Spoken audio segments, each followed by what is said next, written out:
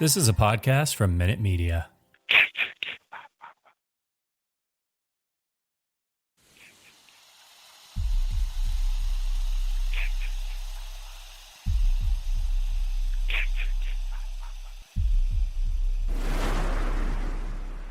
Warning, the following content may contain elements that are not suitable for some audiences. Viewer discretion is advised.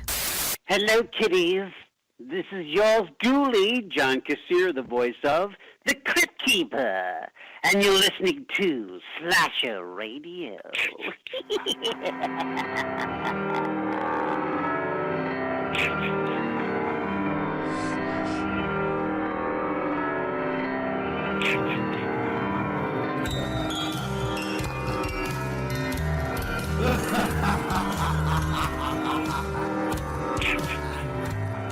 Welcome to Slasher Radio. My name is Mikey Bones, and I'm joined by Kat and Rob. What's happening, guys? Hello. Howdy. Howdy doody. It's time to pay the piper. There we are. Yeah, this has been a long time coming. We've owed this debt for a while. Now, I sat back. I didn't bitch. I didn't say nothing. I was very amicable, team player, all that good shit. Yeah. But I knew one day you motherfuckers were paying with this damn movie.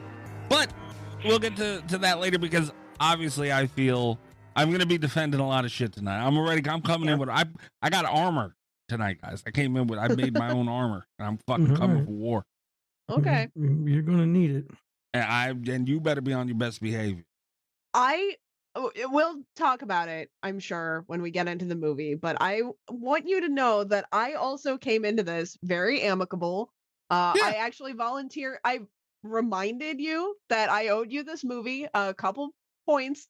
I did forget we were doing it this week just because it's been so long, but I didn't complain about it. And I went in with the same attitude that I went into the last one, where I gave this movie every benefit of the doubt. Like, I set up the best environment I could think of to have this movie in. Me too. I don't believe you. I don't believe you, Rob. I believe Kat, though, and that is very respectable, Kat. For anyone who is I a will new say listener, this.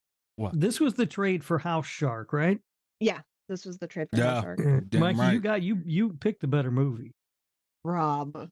I'll be damned. If you remember, I did not like House Shark. You Well, look didn't at like that. House Shark. As a matter of fact, I think I gave House Shark the lowest score out of all three of us. You I think you did, yeah. Yeah.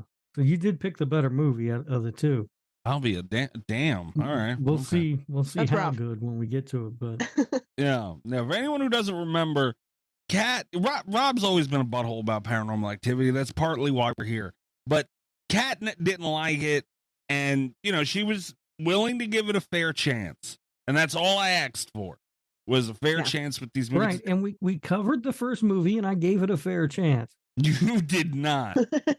You did not. I might copy paste a sex tape montage from. Let's see how busy I am this week. I think it has the vibe that it was going for in that regard. Like, I think that's a very strong element of this movie, because it makes it feel more like found footage. And 10 out of 10 times, if you bring a camera into the life of a couple, the guy's going to try to make a sex tape. This is a little sexy time for Rob advice for everybody. Free sexy time advice. Wow. Bad idea. Do not make a sex tape. Terrible idea. You never want to watch yourself doing that. Otherwise, you will not want to ever do that again, because you look like a fucking idiot. I guarantee you that. You are much uglier than you think you are, and you do not want to see it on tape. You're a hideous, hideous, foul creature. You don't ever want to see it. You will disgust yourself, and no, it's not nearly the thrill you think. Now, look, making the tape might be a lot of fun, and I'm not against you making the tape as long as you delete it immediately and never watch it.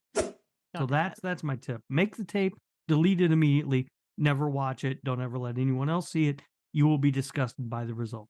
This would have been a much more interesting movie had we actually gotten to see the sex tape. This chick is clearly crazy, but I've already got a camera here, and if I lean into this a little bit, I might get to make that sex tape that I want to make. I'm here, and I'm going to help you defeat this demon. No, you're wrong.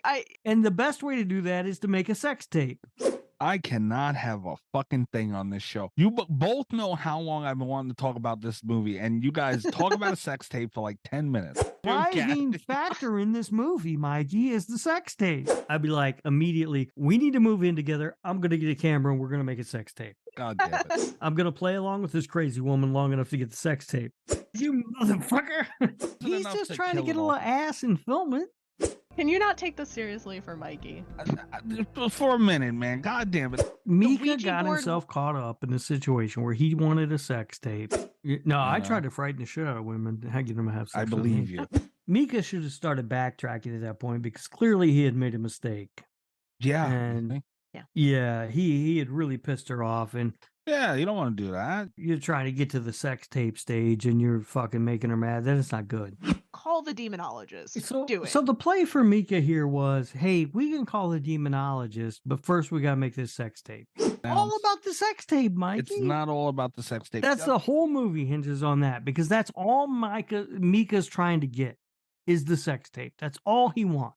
He was my way into the movie. Like, I would totally be the one making fun of the fucking psychic come to my house and just trying to make a sex tape with a crazy girl. I'm not even going to mention the dog. He didn't mention sex tape anywhere in the fucking tip. He's real big on trying to get that sex tape. And also, we skimmed over this. At some point, they do turn off the camera and then they turn it back on after they had sex. And he's like, that's illegal in Kentucky or whatever. You know what that means? They did butt stuff. Thanks for bringing up butt stuff, though. Appreciate that. Good for them. They didn't get it on tape, though. Make the tape if you want. Delete the tape and don't ever watch it.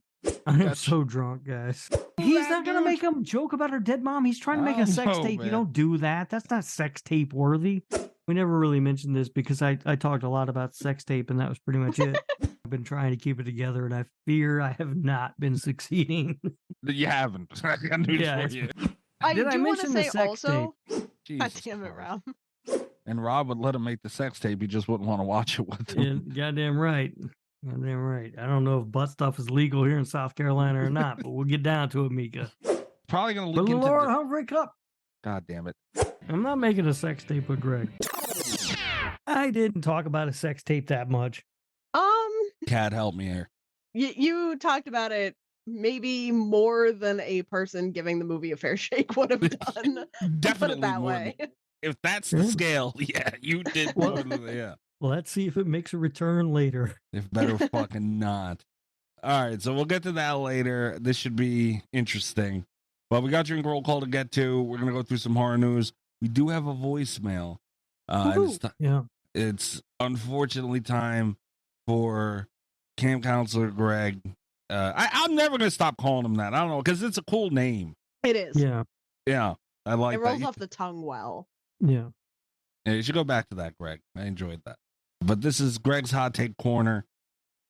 If you're familiar with Greg, God bless you. We're not liable for anything he says because, you know, Greg, these are hot takes, and Greg's movie opinions have literally stopped us in our tracks several times, mid-conversation. Yeah. We're due for another Hot Take Corner, like, episode, I think. We are. God's sake. I know, I'm not happy about it, but I feel it needs to be done. I don't like it either.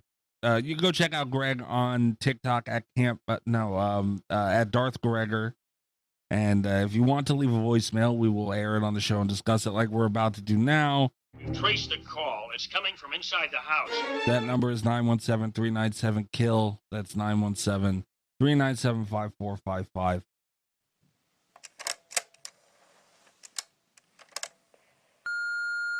Hello, Michael. Hello, Robert. Hi, Kat. It is I, Darth Gregor, back with another series of hot takes. Slashers are the best subgenre of horror. I did a tournament, I would know. The final four were black and white, Asian, vampire, and the winner slasher. Inferno is the best horror movie of 1980. The final four were Macabre, Friday the 13th, The Changeling, and the eventual winner, Inferno. The Hellraiser franchise is better than the Saw franchise. And Justine from Christie is a better final girl than Sidney Prescott from Scream. What? Thank you. Bye. Okay. Wow. He does love Justine from Christie. But Sidney Prescott? Why would he do that? I don't know. I mean, you know, how we've talked about how my feelings on the Scream movie are changing. Uh-oh. Yeah, Rob has some takes. Yeah, but Rob, feel how you feel aside. Come on. You can't support that. I mean, I don't remember the movie Christie that well, so it's hard for me to say. I don't remember it super well either, but I know damn well Sidney Prescott, no. Slash is the best subgenre. I mean, I think Rob agrees. Cat's probably not, but I mean, I'm not mad at that. I don't agree, but I'm not mad at it. Like, best subgenre is such a personal thing, you know? Here Yeah. comes Cat being argumentative again. You calling me argumentative. I have a feeling you guys are going to agree going forward in this one, so that probably won't last very long. I will say, I don't love the idea that the Hellraiser franchise is better than the Saw franchise. Yeah, so Cat, you love Saw. I love Saw. I do not love Saw, as I has also been love discussed Hellraiser. at length on this show. Yeah. And even I would say that Saw is a better franchise than the Hellraiser franchise. The Hellraiser franchise is a fucking mess. If we're taking full franchises, that's the thing that I really, and I talk about this a lot, but it's the thing that I really respect about Saw, not counting Spiral. You can't make me count that movie. Socks can't make me count that movie. Socks? Yeah, Socks. It's not gonna happen. Like, I won't count it. The thing that I respect about the franchise is that as a franchise, it is coherent. I think, the quality dips, obviously, once you have that many movies, but I think, the lesser entries are still contributing to the story in some way. Hellraiser had Judgment in it. Hellraiser Judgment, which I feel like maybe even if you take that one out, to balance out taking out the worst Saw movie, I don't know. They're messy. They don't feel like a unit. They're not. They're the not. thing. They reached a point with that franchise where I believe it was They were just like Dimension licensing out the name so that they could keep the title. They were literally buying scripts that weren't Hellraiser scripts and putting Pinhead in them so they could keep the rights to the name. And some of those movies are hilarious, but like as a franchise, I don't think it's a good move. No, it doesn't work at all. I mean, now, if you were going to take Hellraiser and Saw, I still would disagree with you, but I would be less upset, if you wanted to say that Hellraiser was better than Saw. Yeah. That's tough. I mean, Hellraiser had like 10 movies. How many does Saw have, Cat? Hellraiser, well, I think, is 10. Socks is 10, Socks, yeah. So 9. It had 9 movies. Refuse to count Spiral. Yeah, I was going to say, they don't count Spiral in that, right? That's the thing, is because it only makes sense, the 10 part only makes sense if you're counting Spiral, even though they made a big deal about that not being part of the timeline. So I don't know what the fuck they're doing there. But even if you count Spiral, it's still a better franchise than Hellraiser. Yeah, that's the thing. I mean, Hellraiser's just a mess. It just doesn't. They weren't Hellraiser movies when they set out to make them. I mean, it's just awful. And also, you guys know how I feel about Spiral. I have not seen it since it was in theater. I think it might be better than Judgment. So, like, Hellraiser Judgment's uncomfortable viewing. Yeah, it's just Pinhead's there, and you want to, like, he's not I don't know if he's quite enough to drag it over that line, because those more than half of those Hellraiser movies are forgiven because Pinhead's in it. I don't know. That doesn't make them good movies. That's true. That's what I'm saying. Yeah, that the character's there, but the movie, like, it's not enough to drag it over that line. I don't know if I might put Friday the 13th. I don't know. Best movie in the 80s. In 1980. Yeah. I don't know, man. No, I would have to pull up a list of movies that came out in 1980 before I could determine that. Luckily, I have Letterboxd. Give me Oh, just God. a second. Oh boy. I'll be able to tell you. I will say I can't discredit it just based off of my knowledge of movies that came out specifically in 1980. The best overall movie of 1980 is Raging Bull, but that's not a horror film. Sure The is best not. horror film to come out in 1980 is Friday the 13th. That's what I Okay. think too, man. But there's also The Changeling, very good. Terror Changeling Train. is good. Cannibal Holocaust, rather. That came out in the 80. I mean, New Year's Evil, Christmas Evil, Maniac. Maniac's good. Like Maniac. Yeah, I mean, there's some good stuff. Yeah, I disagree, Greg. Inferno, no. I'd put Friday the 13th over that, as cliche as it might be. Yeah. The original is a good movie. Yeah. No. It is. I'm not, but I wouldn't say the best of 1980. That's tough. A lot of shit that came out in 80, though. I'll tell you that right now. All right. So, again, go check out Greg at Darth Gregor on TikTok. He does his lives every Saturday night, which are fun. Yeah, they are a lot of fun. Yeah, they yell at me. He's doing a lot thing on right now where he goes through viewers that have sent him their top lists, like their top 25 horror movies or whatever. It's fun. I don't know if we ever really announced what we were doing. Yeah, I don't know. I didn't know if you wanted to or not. I think it's worth the hype, because we're gonna have to put working on it. Goddamn it! I still am fucking. Yeah, there's gonna be some work. I don't know what to do. Rob is sitting pretty because he has Letterboxd, so that's unfair. But you guys have Letterboxd too. I just use mine. Yeah, that's the thing, is this one's kind of on us for not using Letterboxd. well, that's not fair. I used Letterboxd one night a lot. I went through all of Rob's movies and re-rated them correctly. Anyway, so what we're doing for the 300th episode was Rob's idea, and we're all going to make our top 100 horror movies of all time list, which obviously comes out to 300. So look at you having a big brain. That'll be episode 300. And then I'm going to take the funky math that I used for Murder by Numbers and apply it to all of our lists to create the Slasher Radio 100, which will be a Patreon episode. I love that idea. It's exciting. But the problem is, what does that list mean with your math involved with it?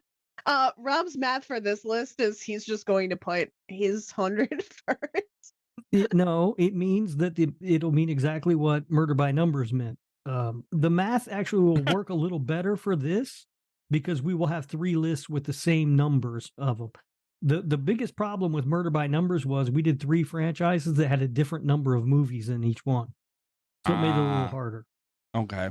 I see. And then I'd also like to do a Patreon, like top 25, like let our patrons submit their lists. Yeah. And then we could do like a top 25 from that too, using the same funky math. Yeah. That's going to be a wild list.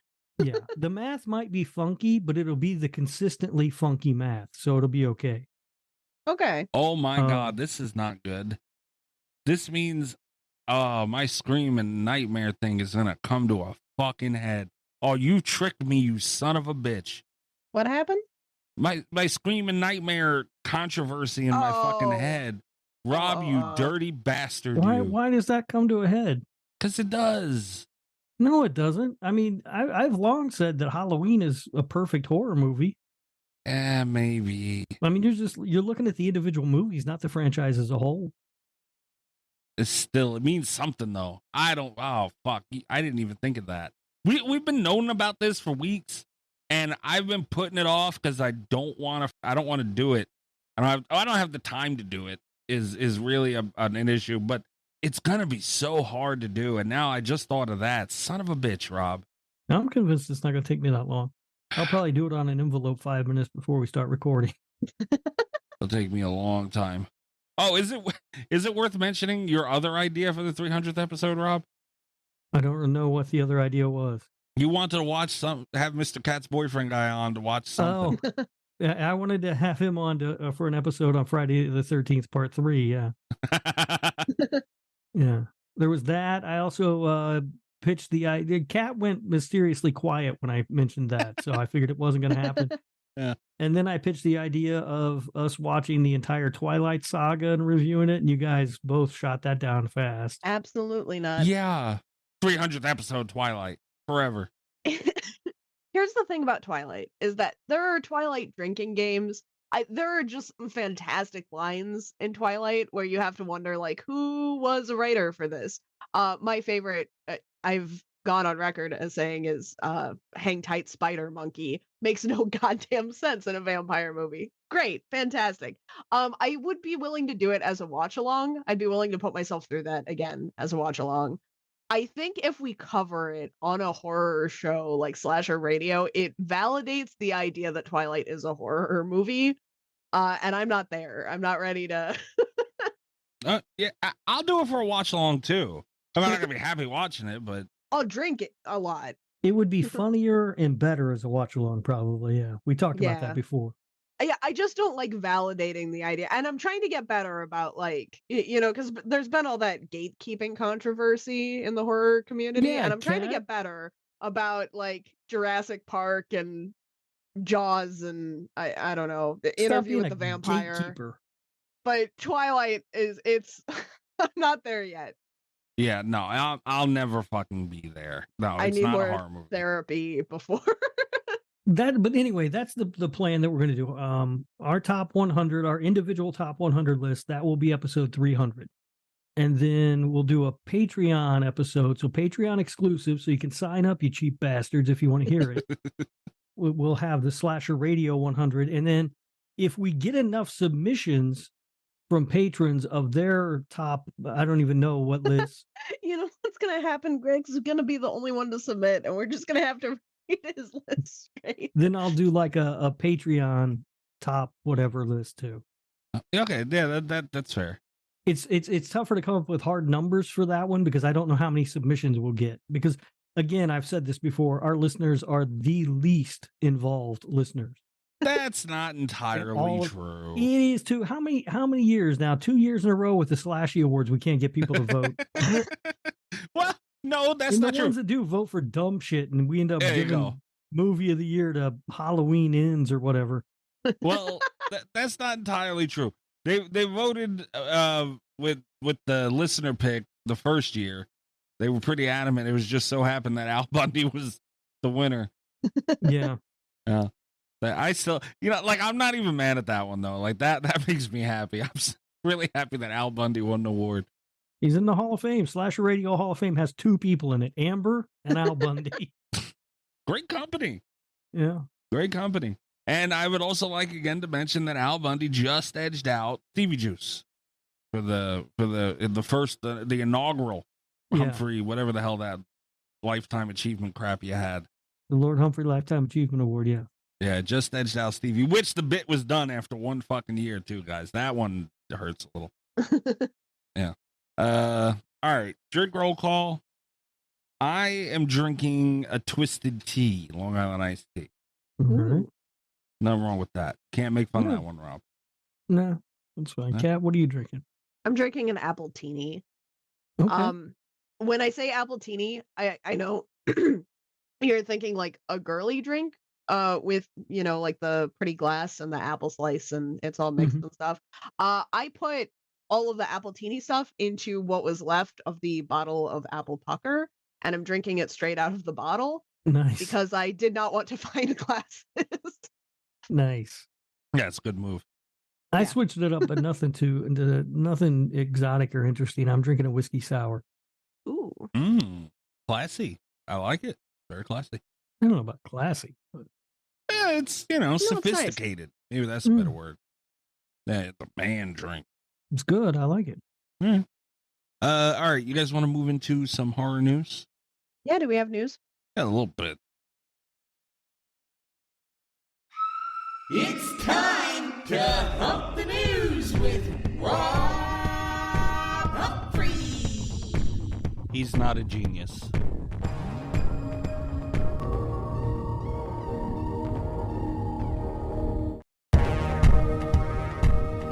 All right, it's still this strike needs to end for so many reasons, but just for the fact like there's really so much shit's at a standstill. Like we're not getting a lot of shit. It's kind of dying down.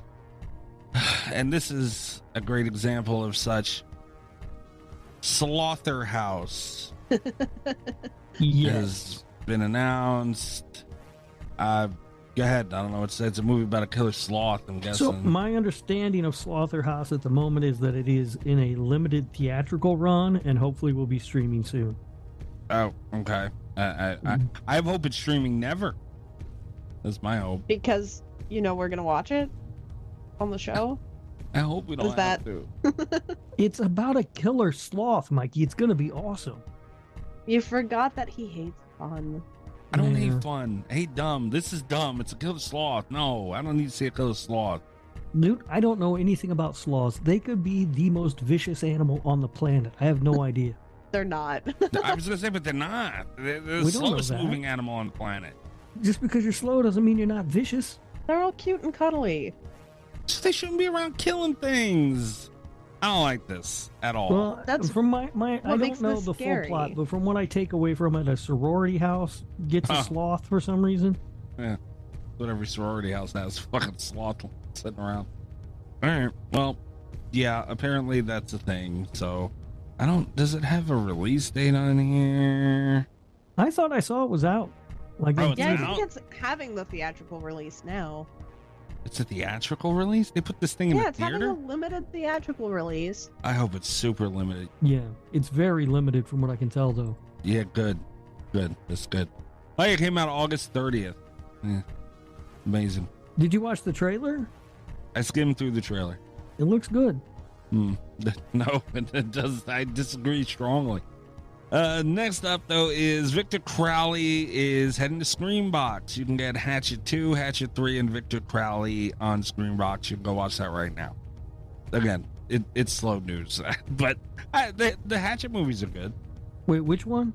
Hatchet 2, 3, and Victor Crowley. Oh, but not the original one? That's weird. Yeah, not the original. Yeah, those are good movies. They're fun. I'm not even mad about the original thing. I think Hatchet 2 is better than the original.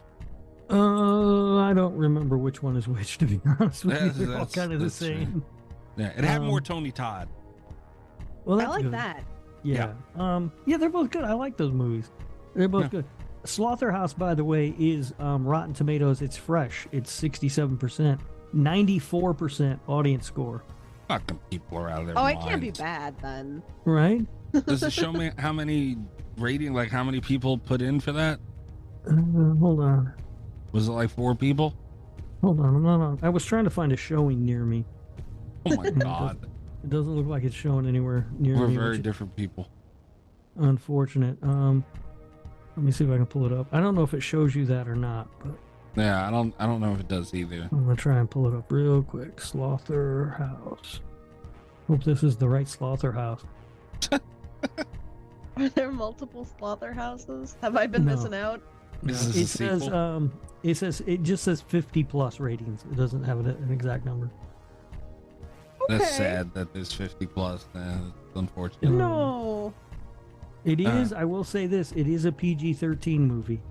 Interesting. And it's also listed on Rotten Tomatoes as a comedy/drama. Ooh. Yikes. Yeah. Okay. I don't know. I don't know what's up with that, but that doesn't bode real well. But yeah, it must not be showing anywhere near me because I can't find anything. I will say the theaters around here suck about that. Lucky you. Dodged the bullet on that one. All right, next thing up is Saw for the new Saw movie, Sawx. They released a new image. I sent it to you guys earlier in the week because I thought it was pretty cool, and it's I Heart Saw. Yeah. I don't remember it. Are you sure you sent it to me? Scroll up a little bit. Yeah, it's in the group. You always do that. You say you sent me something, but you didn't. I always He really did. I really did. Oh, yeah, I see it. Yeah. Yeah, it's fine. It's an eyeball, it's a heart, and it's a saw. Yeah. Get it, Rob? Yeah, I got you. You picked it up? All right. Yeah, I mean, I don't know. It looks cool. Interesting promotion for a Saw movie. We've never seen that before. Yeah. Very fitting. I'm looking forward to it. We knew that. I'm looking forward to it too, though. I mean, like, my hopes, after they said that they were doing another Saw movie after Spiral, my hopes were not real high because and at this point in the game, we have the abandoned storyline about, I think his name was Logan from Jigsaw. Like, we never picked that up. We now have this weird spiral timeline going on, and when they announced that they were doing another one that had nothing to do with either of those two things, I was not thrilled, you know? Just because it feels like we're leaving a lot of loose ends in a franchise that was known for tying up its loose ends later. But they're listening to the fans, I feel like, because even though this isn't tying up either one of those things, this is the Saw that we all liked. Like, this was the Saw that worked best, and we're just going back to that. I like that. This one, it fits in between the original and the second one, right? Is that? Yeah. Yeah. I hate that, by the way. I don't. I think it's maybe a good call. It super annoys me that franchises do that now all the time. It annoys me a lot of the time, but like this one doesn't bother me as much because there is a gap in the timeline there that we have not seen filled, and it's the era of Saw that worked best, you know? I guess. I don't know. I blame Marvel. It might be Marvel's fault. Halloween did it very well. What? Halloween did it with 2018. They didn't slot that in between two movies in the franchise, though. They just picked up from the end of the original. It's a little different. I mean, I'm talking about like Insidious, how there's two movies and then two prequels, and now there's another movie. It's all over the place. Or The Conjuring, where shit's all out of order and all over the place. Now I have to, I'm tasked with doing homework to figure out where in the timeline this movie fits. It's a pain in the ass. That being said, I do think it is different to slot them in between two movies, and I think that Sox has the potential to do that really well. Like, I think they have the setup to do it well if they're paying attention. But if we got a divergent timeline for Saw, one of the beautiful things about Saw is that they've never had to do it. But coming off of Spiral, I think if the Saw filmmakers were like, we want to do a different timeline, we want to strip the Saw canon down to like those first two films, I would love that. That would be great. They could do that. I'm ready. Yeah, I'm not mad at Saw for it, because Saw's timeline was, I mean, the movies were kind of all over the place in, timeline as it is. So, like, I can't get mad at it now. And plus, they should have did this a long time ago. Like, the fact that they got away from Kramer and Amanda, like, that made no sense to me to begin with. And that's kind of when that's definitely when the franchise, at least for me, started going downhill. I think they continued the franchise a lot more gracefully than something like Halloween or Friday, where they went like way, way, way off the rails. But I think just in terms of quality of movie, we were there for Kramer, and we got to see less and less Kramer, after he died. So yeah, that typically happens with characters. It just, it's with Friday and Halloween, like, you can't. The movies declined in quality, sure, but like they kind of understood what they were doing at that point. Like, I feel like Saw went the other way, which I'm not mad at them for trying to do, I guess. But it just, to me, again, it wasn't interesting enough to keep me there. And I think that was my problem with Saw.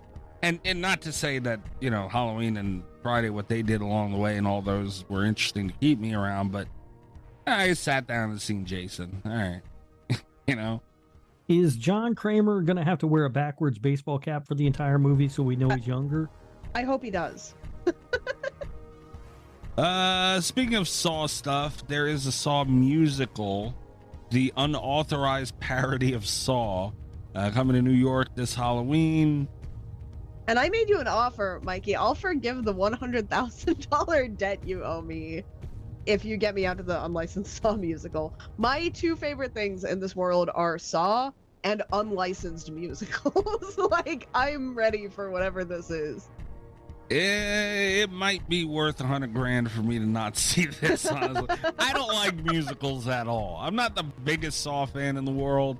I like it more than Rob. I guess doesn't really say much. But I like it well enough. But musical for Saw, no. Hey, I happen to own all the Saw movies except for Spiral. I don't own any of them, so you're ahead of me on that. I'll give you that. That's By true. the way, Kat, if you're planning on going to see this musical, don't plan on staying at Mikey's place. He won't let you. I told you could stay here, Rob. I tried to see Fish, and you didn't want nothing to do with it. As I said, I didn't want to go see Fish. You could have came here drunk and high, and I would have, we would have had a good old time. You'd slept with the dog, though. Are you Yeah, going to go that's the see thing. the Saw musical, Mikey? It's right there in your backyard. No, I'm not. No, I just said I'd spend $100,000 not. No. What do you do with your time? No, I wish that's what I did. I would have more time. That's the problem. I'm running out of time with Sid. Unlicensed musicals, though. That's where it gets good. That might be a little better. I'll admit. Yeah, that might be a little better. Rob, you like musicals? You don't like fucking musicals? What are you No. talking about? I hate musicals. So what the hell? No, I'm not gonna go see this. But I never made any bones about it. You like try to stick up for them. A couple of them, yeah, I like a couple of them. I'm not gonna go see. Musicals are long. Musical movies are movies. These things are hours. Yeah, musicals are a long experience. Yeah, no, I'm not sitting there. You got dressed nice. Well, I don't know how you got dressed to this. I don't fucking know, man. You It's can't weird. dress nice to the Saw musical, right? I guess not. I dressed really shitty for that Green Day thing I got tricked into going to. I'll tell you that. Maybe you would have to dress nice for the Saw musical, but not the unlicensed Saw musical. That's Yeah. fair. Yeah. All right. Next thing. This is very interesting, and I just found out about it looking through stuff to talk about for the news segment. So I haven't really looked into it yet. So you guys are going to be, well, the listeners at least are going to be diving into this with me.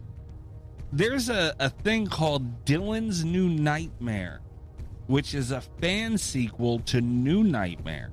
Yeah, I saw something about this earlier today. Do you know anything about it, or you just seen it? I just saw the story. It's Yeah. it's like a fan film sort of sequel to New Nightmare that picks up Dylan's story. I gotta be honest with you, I'm not sure who the fuck Dylan is, so I kind of lost interest in that. Isn't he the kid? Was that the kid's name? Yeah. Okay. Yeah, that's the kid. So you guys know more about it than I do. Well, we know the characters. No, name. I just know your favorite Nightmare on Elm Street movie better than you do, apparently. That's fair enough. But I don't know. I had no interest in it. It's a fan film. I don't care. Some of these fan films have gotten good. Like some of them look really, really good. So but I still have that thing in my brain that dismisses them immediately. It's a weird thing. It's hard to ignore them entirely. They're never going to get to the level of movies for me, but I do look at them differently now. Because I still and I do, like I said, I recognize that they look really good these days, and some of them have been really, really good. It's just for whatever reason my brain hasn't made that turn. So it's kind of, it's still like, I still kind of look at direct to streaming movies the same way. Like, to me, for some reason, they're a step below theatrical releases, which is ridiculous because some of them have been incredible. Absolutely. That's but fair. this thing, it's weird. I'm really looking for, I wish I had more time before I found this to look into it. But apparently Miko Hudgens is in it, who played Dylan in, in New Nightmare. And this thing looks like it's part documentary. Cindergrim's involved with this, which is, bloody disgusting ultimately. Mm-hmm. Yeah, so it looks like there's some money behind this, and I want to see it. No, check it out. I don't know. I know they got some guy playing Freddy. That'll be weird. Yeah. But you know what? The sad part is, it's the last. We haven't gotten Freddy since 2010. Mm-hmm. Well, that's the other thing. As far as I know, they're doing nothing with this franchise at the moment. I haven't heard anything about a Nightmare project at all. Yeah. I don't know. But I'm down to see it. The last and final thing, you guys are going to be haters, I know, but there is a new Five Nights at Freddy's trailer out. Who gives a shit? See? Why? They missed the boat with this movie. This movie should have come out 5 years ago. I agree with that. But there is a good look at the animatronics in here, and God, they look phenomenal. Well, we knew that they were going to look phenomenal because the Yeah. Jim Henson studio. Yeah, but I mean, it looks great. You see Matthew Lillard in the new trailer. I'm here for this movie, man. I'm here for it. Is anywhere in the trailer does Nicolas Cage play pinball? No. Then I'm out. I don't care. I don't know why you don't care, I already man. saw the better version of this movie. We don't know That's that the yet. thing. No, we do. Yeah. No, we don't. No, we absolutely do. Here's the thing. I already have like tickets. I'm ready to go on this opening day. I'm gonna be at FNAF. It's inevitable. I am going to hate this movie if I'm not adequately prepared for the fact that we have the FNAF movie that I wanted, and it stars Nick Cage as a silent protagonist, because that was what Five Nights at Freddy's should have done 5 years ago when Willy's Wonderland came out.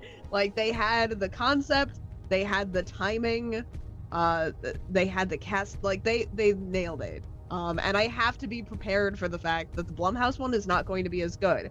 Going into it with that mindset is going to help me appreciate it for what it is. But my expectations need to be in line, because it's not going to be as good. I know that. I know that. I don't have the boner for Nicolas Cage nor Willy's Wonderland that you guys do. I like Willy's Wonderland. You liked Willy's Wonderland. I did a lot. Not as much as you guys though. It's a great movie. It was a very good movie. Yeah, it was great. But I mean, I could never dismiss a movie for a movie that bit off the concept of this movie based on that. Because like it's I don't know, I just see it as hard to do. But I mean that movie was really good, but I feel like this is going to bring that whole, animatronics and a fucking evil Chuck E. Cheese to life better. Like I feel like it's going to do that, and that's what I care about most in it.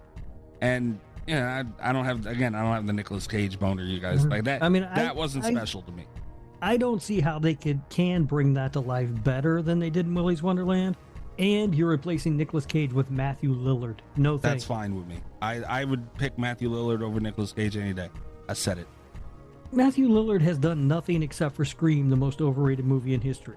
Scooby-Doo. Hey, whoa. Wait a minute. That flew right over my fucking head. Hold on a second. The most overrated. Not true. Not true at all. All right. But that aside, he was Shaggy. He was a perfect Shaggy. That was stupid. It was not stupid. It's not movies for us. Scooby-Doo movies are stupid. They're kids' movies, Rob. They're stupid, is what they are.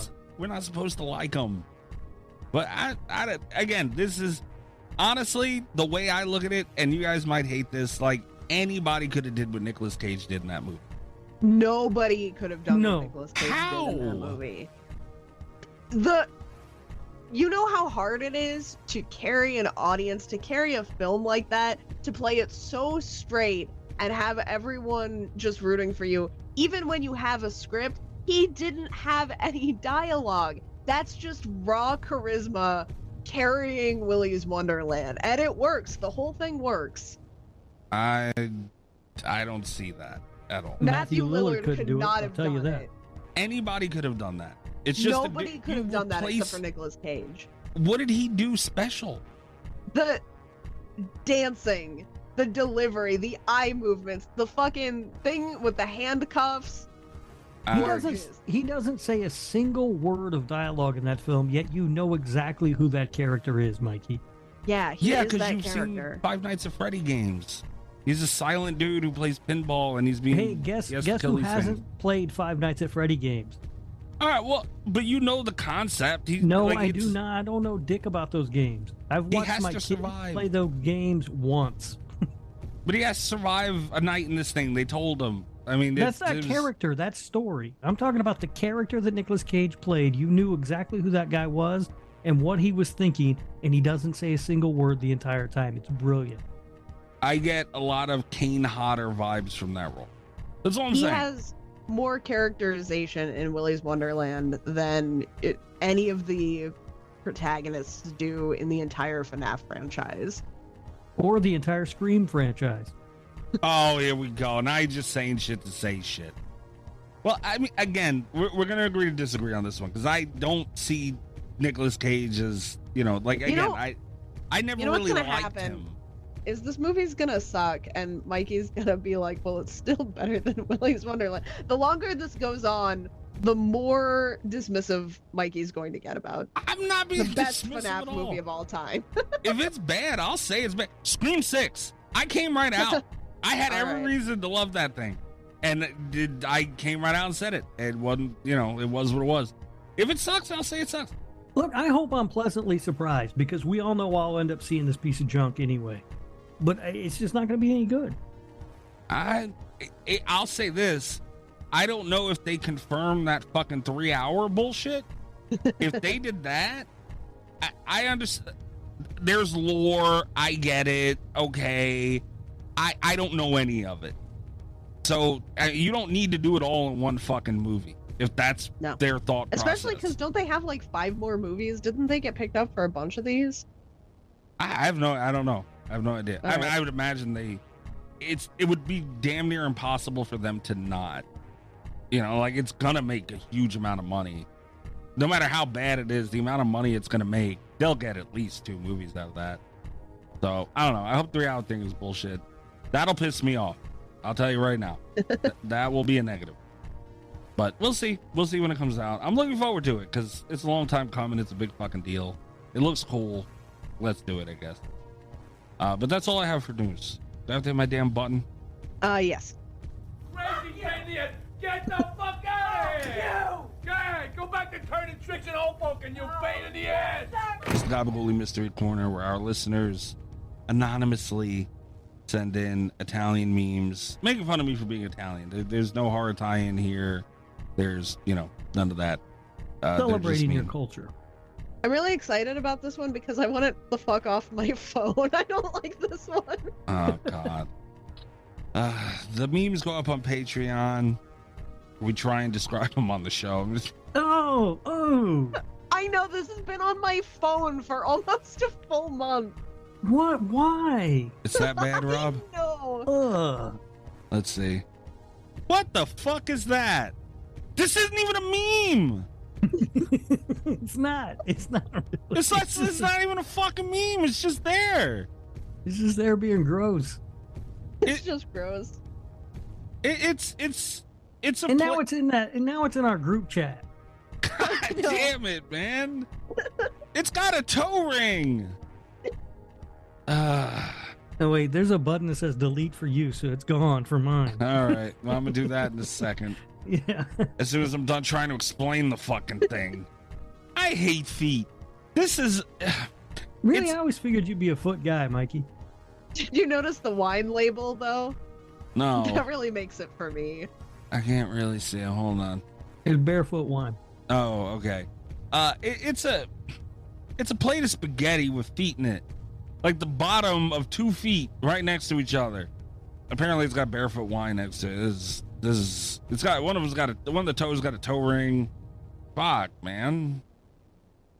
Why?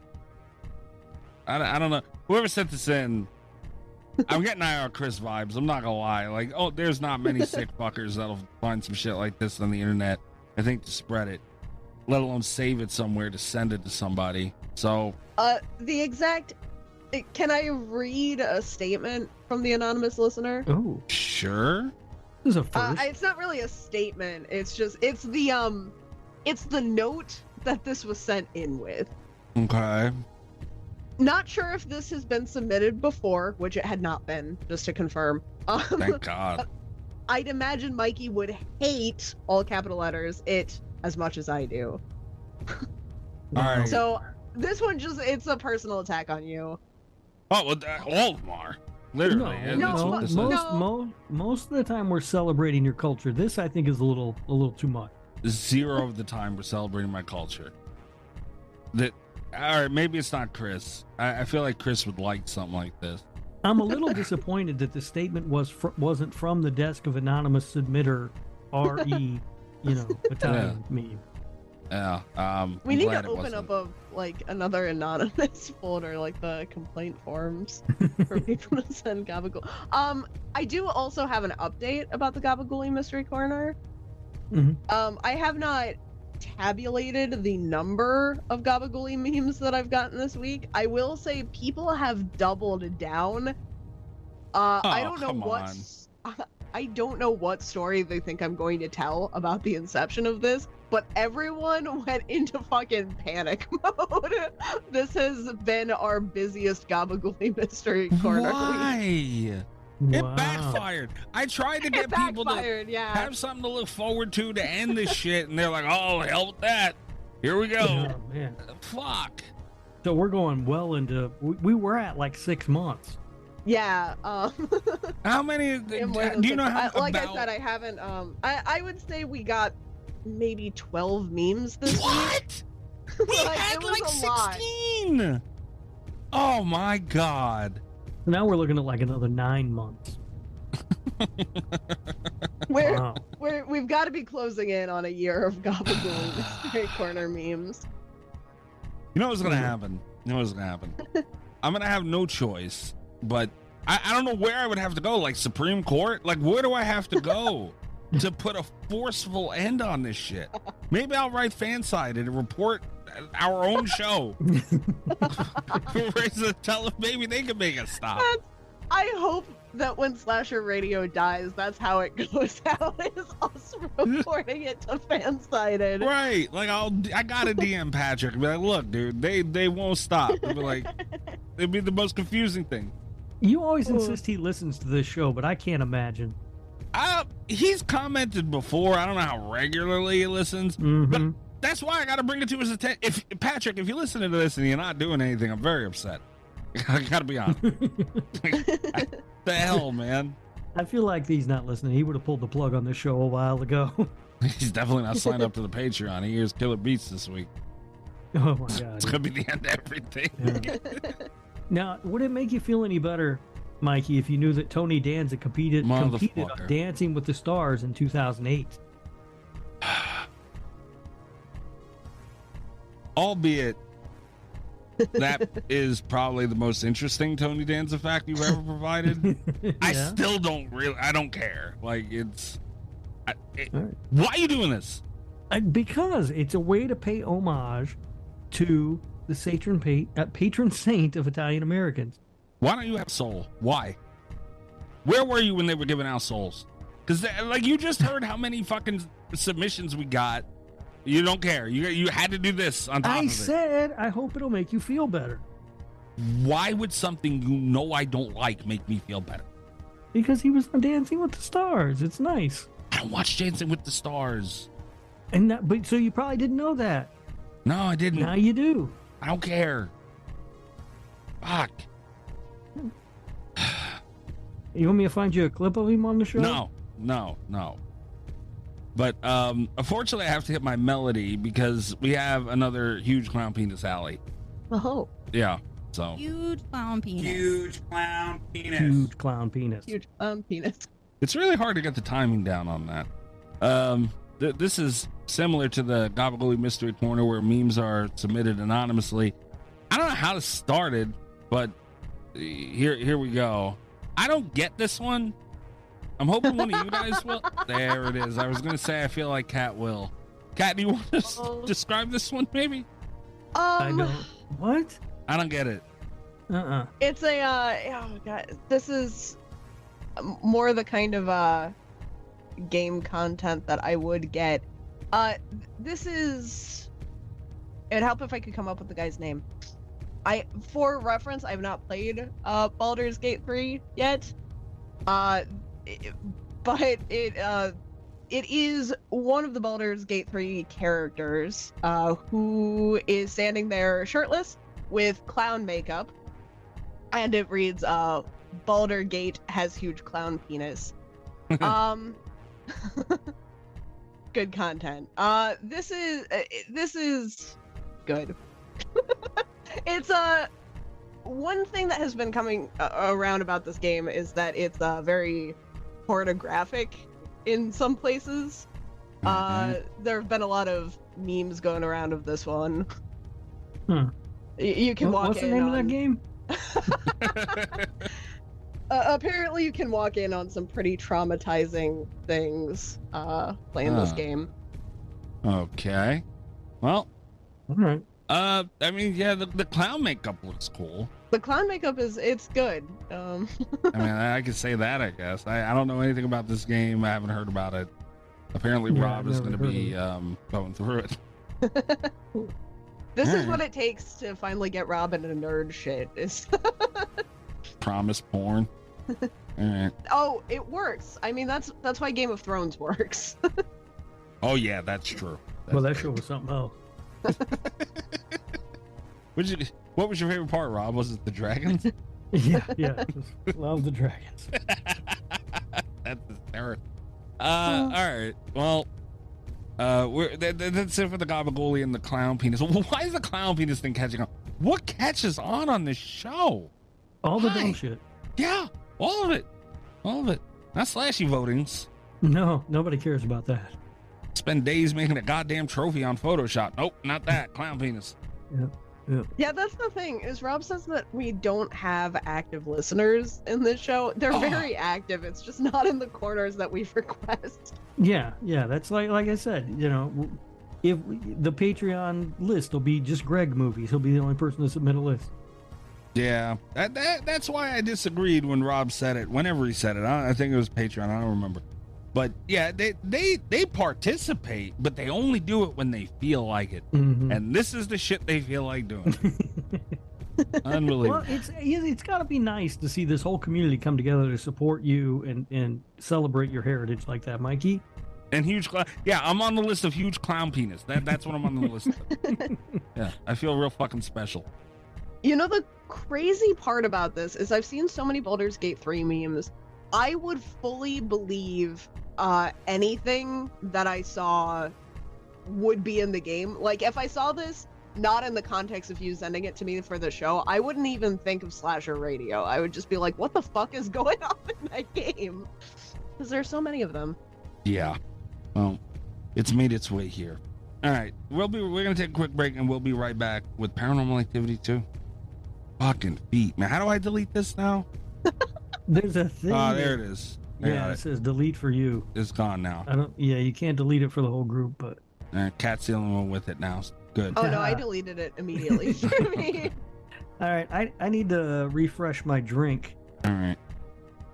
Yeah, I was just walking around with that in my phone, and then like one of the other listeners that frequently sends them was like, "Is it one I sent? Have I done something terrible?" Like, no. The beauty of this is that even though I talk about multiple listeners, I feel like everyone that sends these feels like they're the only ones still sending them. It's fucked up, man. PSA, you're not. Clearly. Calm down and stop, please. Jesus Christ. And the numbers are in. I'm at 30 Gabagool mystery Oh corner my memes, because I God. did get a lot of duplicates, so Jesus it wasn't. Christ. The damage was not as bad as we thought. That doesn't make it better, really, in the long run. That just means they're fucking doing it more than it seems. The numbers aren't even, they're not even inflated. Fuck. No. We might have to start doing like 2 or 3 of these just to crack it down. Trust me, I don't want to, but we might be at a point. We might be there. It might be to a point where we just do a fucking Patreon show blowing through like 10 of them. Because we're not going to run out. Like, it's clear. Like, if that didn't do it, I was curious to know what the hell the damn story was. They didn't give a fuck. No, they didn't. My favorite thing was that, like, people that weren't involved in the story also were like, you're a bunch of gabagool. Like, everyone thinks that I'm gonna, like, tattle on them, I think. Oh, yeah, try that. No, she is Everyone not thinks this is doing an it. extortion scheme. Nope. I wish it was. I truly, truly wish it was. Cat cannot be bribed. Nope. Son of a bitch. Not even with unlicensed song musical. No. She'd sooner give up $100,000 than stitch you out for a fucking Italian meme. Very prideful. I'll admit that is nice. I'll snitch all of them out for like a couple $100. I'll tell you right now. I'll tell you what. I stitch them all out for a fucking. I don't know why. I'm in the mood for like a deli sandwich. Ooh. If I could Uber eat like a good one right now, yeah, I'd snitch them all out for that sandwich.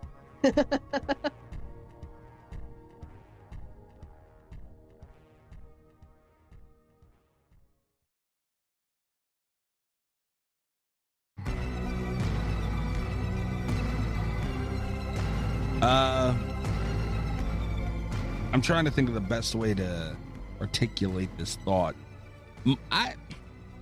Paranormal Activity, when did the first one Sucks. come out? That is not what I was going to say. No. Paranormal Activity, the first film, came out in 2007. That was like, that was my like prime years. Mm-hmm. Cat was 5 years old. It was that movie was a big deal. That was like my era's Blair Witch. Not that I'm comparing the movies, I'm comparing the impact that they had in their time. Both found footage, a lot of similarities there. And you ruined that for me when I got to talk about it last time, Rob. So here we go again. Paranormal Activity 2. They were following up from the original, which was such a big deal. They had a little bit of money to play with. I feel like they did a great job keeping that subtlety and not getting carried away, even though having a budget, which they had practically nothing in the first one. Because if they did, we'd have fucking Conjuring movies. We do have Conjuring movies. We do, but I'm saying they would have turned into Conjuring movies. Oh. I'm not talking about anything past like 4. They got out of control. But as for the first 3, I stand by strongly. And I feel like this was, they told a story in it and continued a story and created a foundation for, a story they had going forward. Although, again, later on in the franchise. But, hey, man, here we are, Paranormal Activity 2. What are you guys' opening thoughts? I agree with a lot of what you said. They continue to be really boring. We sat there and watched a whole lot of nothing happen for a long time. It is, I will say, super, super effective that if you understand that the pool cleaner was in the pool. Oh, my fucking God. And then it was out of the pool.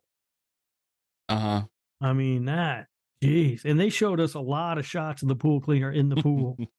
And then all of a sudden it was out of the pool and it was scary. No, this is worse than the first one. This movie. What? Yeah, this movie is not good. Okay. Kat, what about you?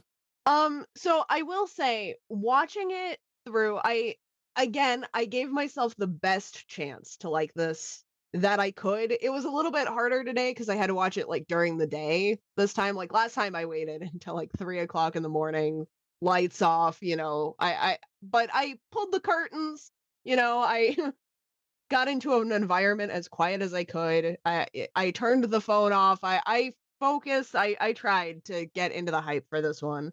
And overall, my thoughts on it, there were some good things that I have to say about it in relation to my feelings on the first one. There were definitely some lower points in my relation to the first one. I think I was really surprised because, like, getting to the end of this one, I overall felt like the experience with the first Paranormal Activity, despite having different strengths and weaknesses, I feel like it was a pretty similar viewing experience in a lot of ways. And we'll touch on this again briefly when we get around to reviews.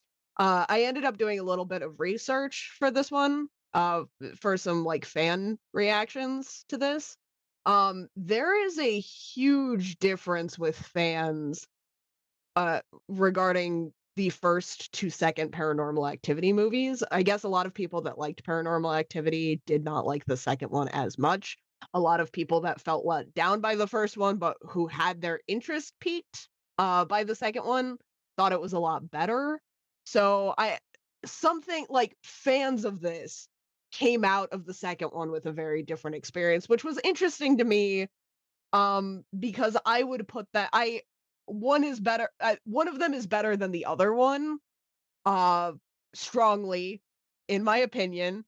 But they're similar experiences, like tonally, visually. I think they do a good job making it different while keeping that consistency. Okay, all right. I'm still a little shocked at Rob saying this is worse than the first one. This is way worse than the first one. Yeah, this is the one that's worse. This one is nowhere near. I mean, this How? was bad. I don't know if I don't know what Rob's things were. I took a few notes. I only took a couple notes during this. Oh, I got notes for days. a lot of them were very early in. My first note verbatim. Yes, the two things I missed from Paranormal Activity: baby talk and poop jokes. Uh, and I think that sums up pretty well my issues with the movie as a whole, is that it was like Paranormal Activity, but we added more annoying characters. There was a lot of talk about poop, and we had to really care about the safety of a baby. I'm a terrible person. I just don't care that much about the baby. I just thought it was dull. Like the first one is a lot of nothing happening. This one is more of nothing happening. I mean, I said I had a lot of notes. Half dozen of them are about the pool cleaner. God damn it. I guess I am going to be a little bit argumentative with Rob here. After all, I think the pool cleaner, there was one shot of the pool cleaner in particular that I thought was the stupidest thing I'd ever seen in a movie in my entire life. I hated it. But aside from that one shot, the thing with the pool cleaner and the thing with the like kitchen island, that we have these two recurring shots in the movie that are very similar each time. And I would say there's a good 5 minutes in this movie, if not 10 minutes, of just the dad putting the pool cleaner back into the pool in the mornings. Which is why you can't watch this movie at 3:00 in the morning. It's too scary. It's too scary. God damn it. But I genuinely do think that that's an improvement on the first. It's the one area that I think Paranormal Activity 2 outshined the first. It's a visual representation of how we adjust to living with something in our house that we don't want to address. And it's just little stuff like that. He got into the habit of putting the pool cleaner back into the pool. And whereas Paranormal Activity, the first one, they have those little like bumps in the night and the shadows and the like things subtly moving and stuff. But it was like a fucking Where's Waldo situation where you have to be looking for them constantly. Paranormal Activity 2 committed to the fact that not everyone was going to sit through a second film like that where you had to pay that much attention, and they gave us visual cues that were easier to follow and worked, like the pool cleaner. There is some of that Where's Waldo in this movie too, because at one point there's a long shot of an empty room, and I know I lost the game of Where's Waldo because I know something moved a half an inch and I didn't see it. Otherwise, they would not have put a long shot of an empty room in this movie. You underestimate that. And that's what I like about this. And you know, I've said how many times I hate the damn Conjuring movies because, you know, the newest one being the best example that I can think of off the top of my head because I have not seen all those movies. It's just Hell's Gate opened within 5 minutes of that fucking movie, you know, this was more of a. Let me start by saying this. This movie, it pulled on strings of things that is a real fear. And if you don't buy into paranormal stuff and whatever, then it means absolutely nothing to you. But, you know, if you do, then like it had so many things that, you know, I'm sure I'll get to eventually. But it was more realistic of how stuff like that would go. It starts slow. It's subtlety. These things feed off of energy, and it can't conjure that right out of the rip like that. No pun intended to The Conjuring, but you know, it's realistic. All right. I don't know what kind of hippie bullshit you're talking about. I will say this. I made the joke when we talked about the first movie, and I'll make it again. This demon is hell's king of slight inconveniences, and who gives a shit? It's so fucking boring. I get what you're saying about the Conjuring movies, Mikey, how it's pedal to the metal right away. Yeah. All sorts of crazy shit's happening. This one, nothing's happening. There's got to be a middle ground somewhere between those two that could make a good movie. I understand what you mean. And to a degree, I do kind of agree with you. Like, I think it's one thing that the first movie, for the most part, does really well. You know, like, especially with the marketing that was behind it, you know, because people didn't know what the fuck they were going into with Paranormal Activity. And, you know, we had these very unknown actors doing this like found footage style thing where we believed what we were seeing could be real, you know? Like, there's an angle there. I think with the success, and it's hard to like subtract points from a franchise because it was successful, but a lot of that angle was lost. Like a lot of that meta, what are we going through, big marketing, like a lot of that was gone in the second one. We knew that Paranormal Activity, what it was up to, and while I respect its commitment to the bit, I didn't want to see that again. You know, like they had an opportunity in the second one because it's like they clearly were looking at the complaints from the first one, right? They're like, these two characters are not super likable. We're going to up the stakes. We're going to let there be a child and a dog and a baby and like things that people are going to care about.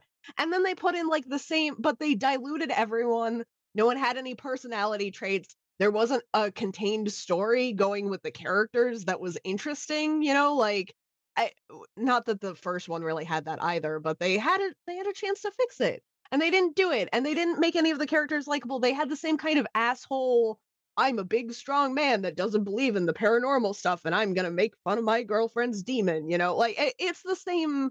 They were onto something with fixing the dynamic at home, and then they didn't do it. And it ended up being a lot more of the same. But worse, because we didn't believe it anymore. Like, I will say this about the father. He annoyed the shit out of me throughout this whole movie. God, I wanted him to die so fast. Mika was, or Micah, I always get his name mixed up. From the original was one thing where he wanted there to be something so he can catch it on film. And like, so he was a dick from a different angle. And, you know, it was what it was. This guy is just like, no, it doesn't exist. It's not, you know, like he's just hell-bent that the wind slammed a door shut from across a fucking huge ass house like that, you know, shit like that, where it's like, okay, that's weird. He's denying it so hard and such on the skeptical, I don't even know, skeptical, he's just hell no side of things, and it's frustrating throughout the whole fucking movie. And Mika is at least consistent as a character because Mika's an asshole from the beginning. He's antagonized. He's like makes a joke out of it. But the second that he starts like seeing actual things, he's like, let's go. Let's find more. Let's aggravate the demon. I want to catch this on like the camera. Like he is gung ho the entire movie. The dad in this is like, there is a break-in. I'm going to get the craziest security system I can get. And then even before like the paranormal stuff is brought to his attention, he is just so annoyed every time anyone suggests that they look at footage. Like, and it's like, what is your motivation here in having the cameras if you absolutely refuse to check, you know? Like, nope. I disagree with both of you. I am that guy, 100%. No, I am that guy. No. I would. You said this about Mika there is too. a thing that is happening, and I'm hearing this on more and more podcasts where people are talking about these characters, like the father in this movie, and it's almost always the husband or the father in these fucking movies for some reason. And people are talking about how annoying and how dumb they are, but we have to realize these characters aren't supposed to know they're in a horror movie. And if someone had come to me, don't be annoying and dumb in real life. If someone comes to me and starts talking about a ghost, bullshit, I'm not paying attention to what the fuck they're talking about. If you spend a bunch of money on security cameras and someone's like, hey, I caught something on a security camera, are you going to be a whiny little bitch about watching it? But or he are does you going watch to use it. the money? He watches it, but he complains so much. He like the incredulous look that he gives her when she suggests that he look at the footage. Like, I wanted to kill him. I wanted to murder him dead. No, I completely agree with this guy. It's it's annoying and a waste of time. People talking about ghosts.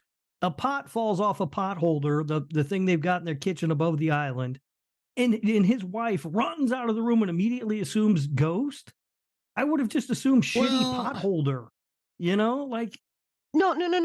This is I would divorce Rob if I had the opportunity. I completely agree. If your partner puts like something in place and it's not functioning the way that it's supposed to be, I'm not saying that I would necessarily, you know, if Mr. Cat's boyfriend puts up a bunch of pots on some hooks and then he tells me the next day that they're haunted, I might not believe that they're haunted, but I'm going to believe that there's something that's not functioning about those potholders that has given him reason to be concerned, because he's the one that knows like how they work. And when you follow her logic, it makes sense. The pots would have to lift themselves up to get off of the hooks because of the angle that they're positioned at. Like, that's the whole thing. Well, Now, keep in mind too. I think assuming that this guy should assume ghost means that you're looking at it as a character in a horror movie and not a real person. No, but that's the thing, is I've had friends come to me and tell me like, "Hey, I think my house is haunted." And there's one situation ever in my life where I've like seen enough evidence to believe that maybe someone's house was haunted, right? But like, I believed that something was going on other than, I didn't just be like, it's the house, it's the hooks, it's the whatever, you're an idiot, like you have to have enough trust in the people in your life to know that their concern is going to lead to something, even if you don't draw the same conclusion that they draw about the ghosts, because that's just what not being an asshole to your friends and family is. I assume, I trust that they're fucking crazy if they're coming to me about ghosts. Well, You all won't right. even play Candyman with us. Well, wait a minute, Hey, hold on. That's dumb white people shit. I don't fuck around. Let's keep in That's mind why I don't too, have ghosts, Cat. but let's keep in mind too that that wasn't the first instance of something happening. Oh, I know the pool cleaner got out of the pool. I know. That wasn't the first thing either. But like we know from Katie, this is Katie's sister.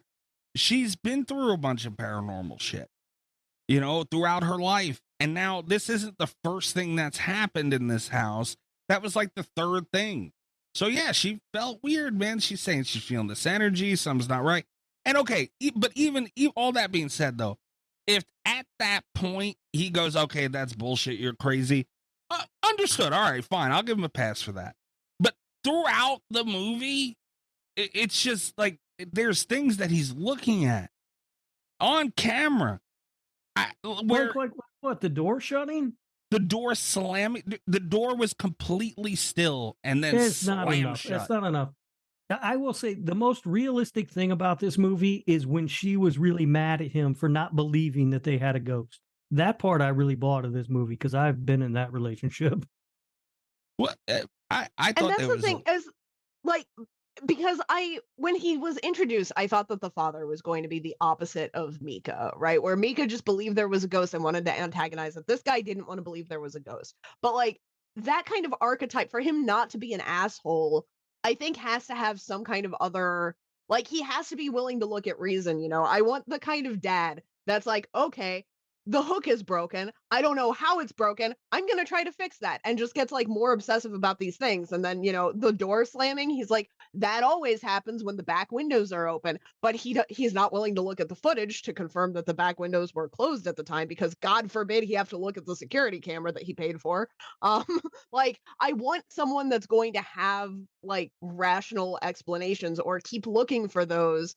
And just, he was so dismissive and so not receptive to his family, even once it clearly started causing mental strain on the people living in the house with him. Like, there's a point where that's just being a bad person. There's holes in it. That being one of them. I mean, if I'm sitting in a kitchen, and this was a fucking awesome scene where the cabinets opened. I mean, we'll talk about it shortly, but it ties into that. I don't know if she like didn't say anything to him. And I get, he's being dismissive, whatever, but like, you have camera footage. You can tell him this happened and then show him it happened. And like, it went on after that with that. Like, it seemed like she didn't say anything. Mm-hmm. And I don't know if that's because it causes the hole in this guy being as skeptical as he is. But again, it had holes like that. I understand paranormal movies. I mean, you could look at Poltergeist. There's skepticism in there. But to this extreme was just absurd, and no, I don't think so at all. I read it. I read it differently. To me, the guy made sense. For a while he did, sure. They showed him footage and he had explanations for it. So if you seen that door, if someone showed you a footage of that door completely still and then slamming shut like that looked sus to me. I'd look at that and be like, Maybe, but he, again, like Kat said, he has said that has happened to him before. When the windows are open, there's a wind that blows through. But the windows aren't open. And the thing with like the pots too, like we had seen there was footage of the baby playing with the pot, right? Like it can take physical force. The fact that it would just like fall off, I don't know. I wish that he'd had better explanations. I know that his whole thing was like rational explanations, but I wish he'd been better at them.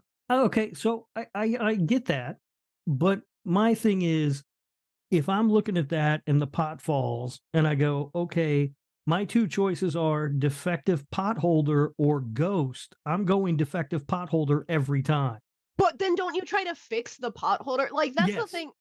And he didn't do that, and that is the fault of the movie. That's not the fault of the character. No, that is the fault of the character. Because if and again, this is where, like, there's a line between, like, because I'm a lazy person, right? If I'm living alone and a pot falls off of a hook all the time that I don't think it should be able to fall off of, I'll probably be like, okay, whatever, it's not a ghost, it's a faulty pot holder. I'm going to live with it the rest of my life because I don't want to deal with it. But if I'm living in the house, if I have a wife and she's like, it's ghosts, and I'm like, I don't know if it's ghosts or the pot holder, and she's like, it's ghosts, I replace the hook. I try something. I don't just let her live in fear of ghosts, right? Like, if I believe it's the pot holder, I'm going to try to fix it. Like, the amount of stress he was willing to let his family feel over ghosts without providing any kind of like solution when he thought it was a fixable problem drives me crazy.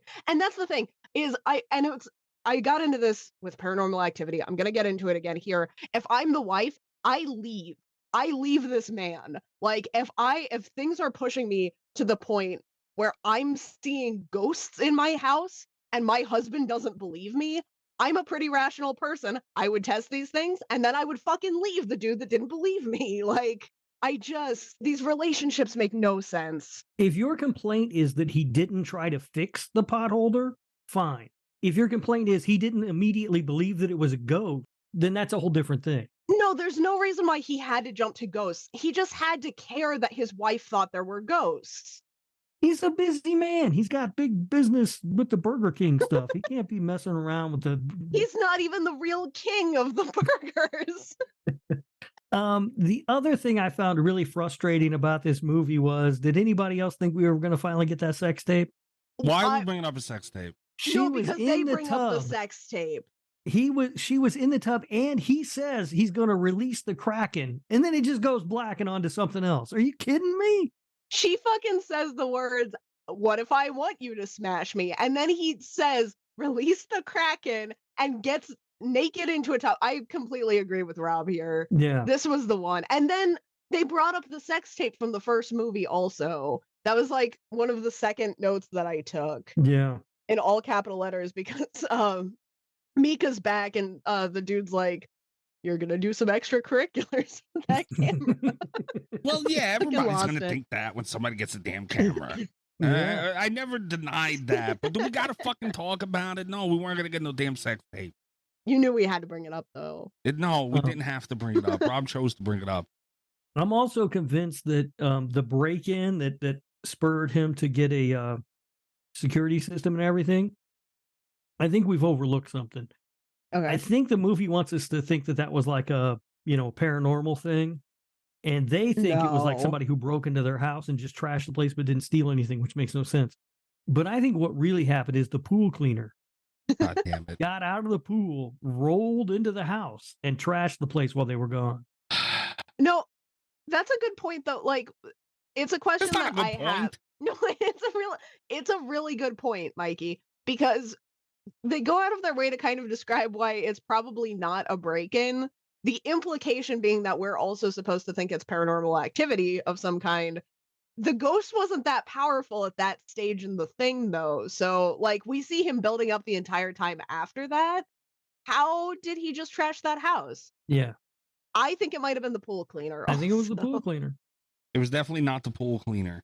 It couldn't have been paranormal because the He doesn't wasn't have enough strong power enough yet. And we saw that the pool cleaner could climb out of the pool. We saw that on tape. Even at the beginning. Can we compromise that it might have been the pool cleaner? Absolutely not. It was not the pool cleaner. Possessed by the ghost. Yep. Mystery solved. The pool cleaner trashed the house. This is just you guys wanting the pool cleaner massacre. No, it was not the pool cleaner. Can we admit that so I didn't have the problem with the pool cleaner that Rob did. I do think that was a good visual example of I'm not going to make fun of that part. I do have to ask though. The shot where we actually see it moving out of the pool cleaner looked bad, right? Like that wasn't just me. I don't know why you're saying that I'm making fun of it. I said it's the scariest. It's one of the scariest things in all of horror films. It's in the pool, and then it's not out of the pool. I don't think it looked bad at all. I don't know how that looks bad. It's just it looked really bad to me because it's in that really grainy style that the rest of the movie is kind of in, you know? But with the night vision, there's something about it where I couldn't tell if it was supposed to be like floating or hovering, or it was already out of the pool by the time I figured what the physics were going on, you know? Like, it was just a very confusing shot. It kind of just suctioned out. Well, I got that eventually, but it was like out of the pool at that time. There's a split second in there where I thought they were trying to tell me that it was just hovering. Like, and it looked bad. No, I didn't see. I just seen it kind of suction and roll out. And yeah, stop making fun of the pool cleaner because it was, it was something that they could do, and it was smart, and scary as hell. I hate you.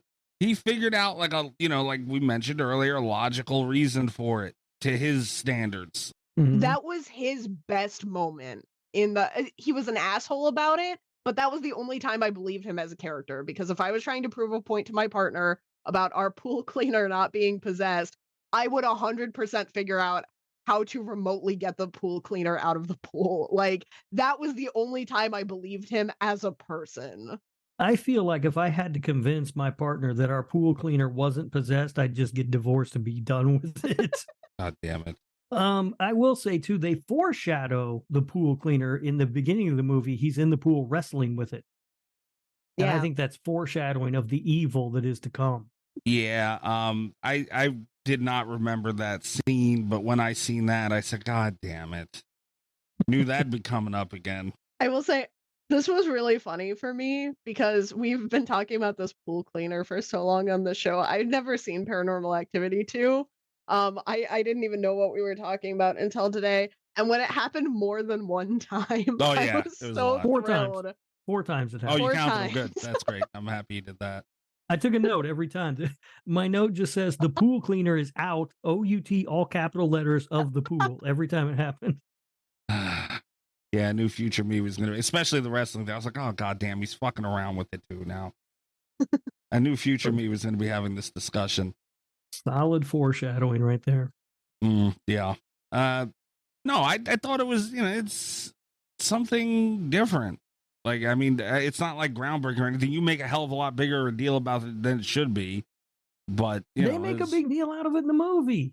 They do make a big deal out of it, but I'm not against it. About it. They kind of do. It's like it's a measuring stick for the paranormal activity that's going on. I mean, it's one of the things that it's fucking with. Yeah. But, see, I don't know. There was a couple of scenes in the baby's room, like that scene where I didn't know at the time for that one. But there was a scene where the baby's in the crib and, obviously interacting with something. He's standing up and, he's interacting with something. And the dog is like, it's lowered, it's down, and it's like clearly defensive. Yeah. I don't know, guys. Again, maybe it's me believing this stuff, but that freaked me out. Slightly out of frame was the pool cleaner. The pool cleaner wasn't even there. Oh, yeah, I know you couldn't see it. It was just slightly out of frame. The dog was very upset about it. God damn The dog is the best part of this movie. The dog actor was incredible. That dog really was, honestly. Like, I believed the dog's performances at every Yeah. point in this movie. Because, man, like, I'm be honest, like, sometimes my dog will just stare into the hallway and bark. And I don't fucking like that shit. You better call the Ghostbusters. I mean, obviously, I'm not saying my fucking house is haunted or not, but it's an uneasy feeling to me. I don't like it, like, at all. And again, maybe that goes to me and my beliefs with stuff like that and paranormal and all that stuff, and where it affects me more than it would someone who doesn't, obviously. But Rob, that didn't, nothing. No. God I damn. think most of this movie, I was just bored. And I think a big part of that, too, is the way that they did the found footage aspect, like their way of having captured all this footage being those static security cameras. We see so much of this movie from the same shots, with the camera being in the exact same place, that it's just so dull after a while. I thought it was cool that they added the security camera. I want to compare something, and I know it's unfair because we live in a more we live in like a Big Brother state where everyone can see everyone else all the time. I get it. But when you look at something like the static cameras of Paranormal Activity 2, that's very similar shots from the same frames. It gets very repetitive in comparison to something like Deadstream, where we have like the motion activation that's very dynamic, that feels like part of the storytelling. I kind of see what Rob's saying. I wish I had not rewatched Deadstream so recently, because it was hard not to compare like the camera angles and stuff. Like, we're so innovative, and you know it. Well, that was innovative for its time too. Security cameras were new in houses. But Deadstream is awesome. Deadstream's very good. We should be talking about that tonight. But honestly, I mean, Deadstream was as innovative as this in its time. What else could have captured? You know, what else was newer? I get that security cameras were still a new thing at the time. Yeah, I think that they don't use them as well. It doesn't make it interesting. No, but I'm saying it's as innovative. No, it is, but I'm just saying it doesn't make it still is boring to look at. The same shots over and over again. It's a little boring. And at night when they're sleeping, when it cycles through all the same shots constantly. And that was something like I can see from a technology standpoint, the cycling through of the security cameras could have been something really interesting to play with, but because we're also going the more subtle route for the franchise, it was a lot of the same very static shots. Yeah. I didn't mind. I thought that was one of the stronger points, that they, found footage was always holding a camera. Mm-hmm. Like, that was a big step for, found footage being taken for what it is. Well, and I think that's another issue that I have with this, is because there were key elements that you can tell that the director of this really wanted to be included, where I don't think it's necessarily believable that someone that has been getting so much of their footage from security cameras is necessarily inclined to remember and deal with the bulkiness of holding that big camera during an exorcism. Yes, I had that as a note too.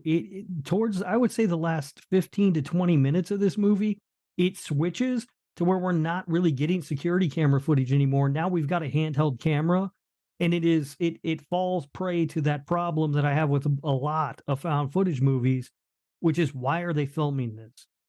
I love my morning coffee, but sometimes the crash hits harder than the caffeine. That's when I switch to Everyday Dose, coffee with benefits. It's real coffee infused with mushrooms, collagen, and nootropics, giving me smooth, focused energy that actually lasts. The Black Friday sale is on. Get 61% off your first coffee plus starter kit, a free A2 probiotic creamer, and over $100 in free gifts. Enter for a chance to win $100 cash or even get your entire order refunded. Head to everydaydose.com/podcast or use code podcast at checkout.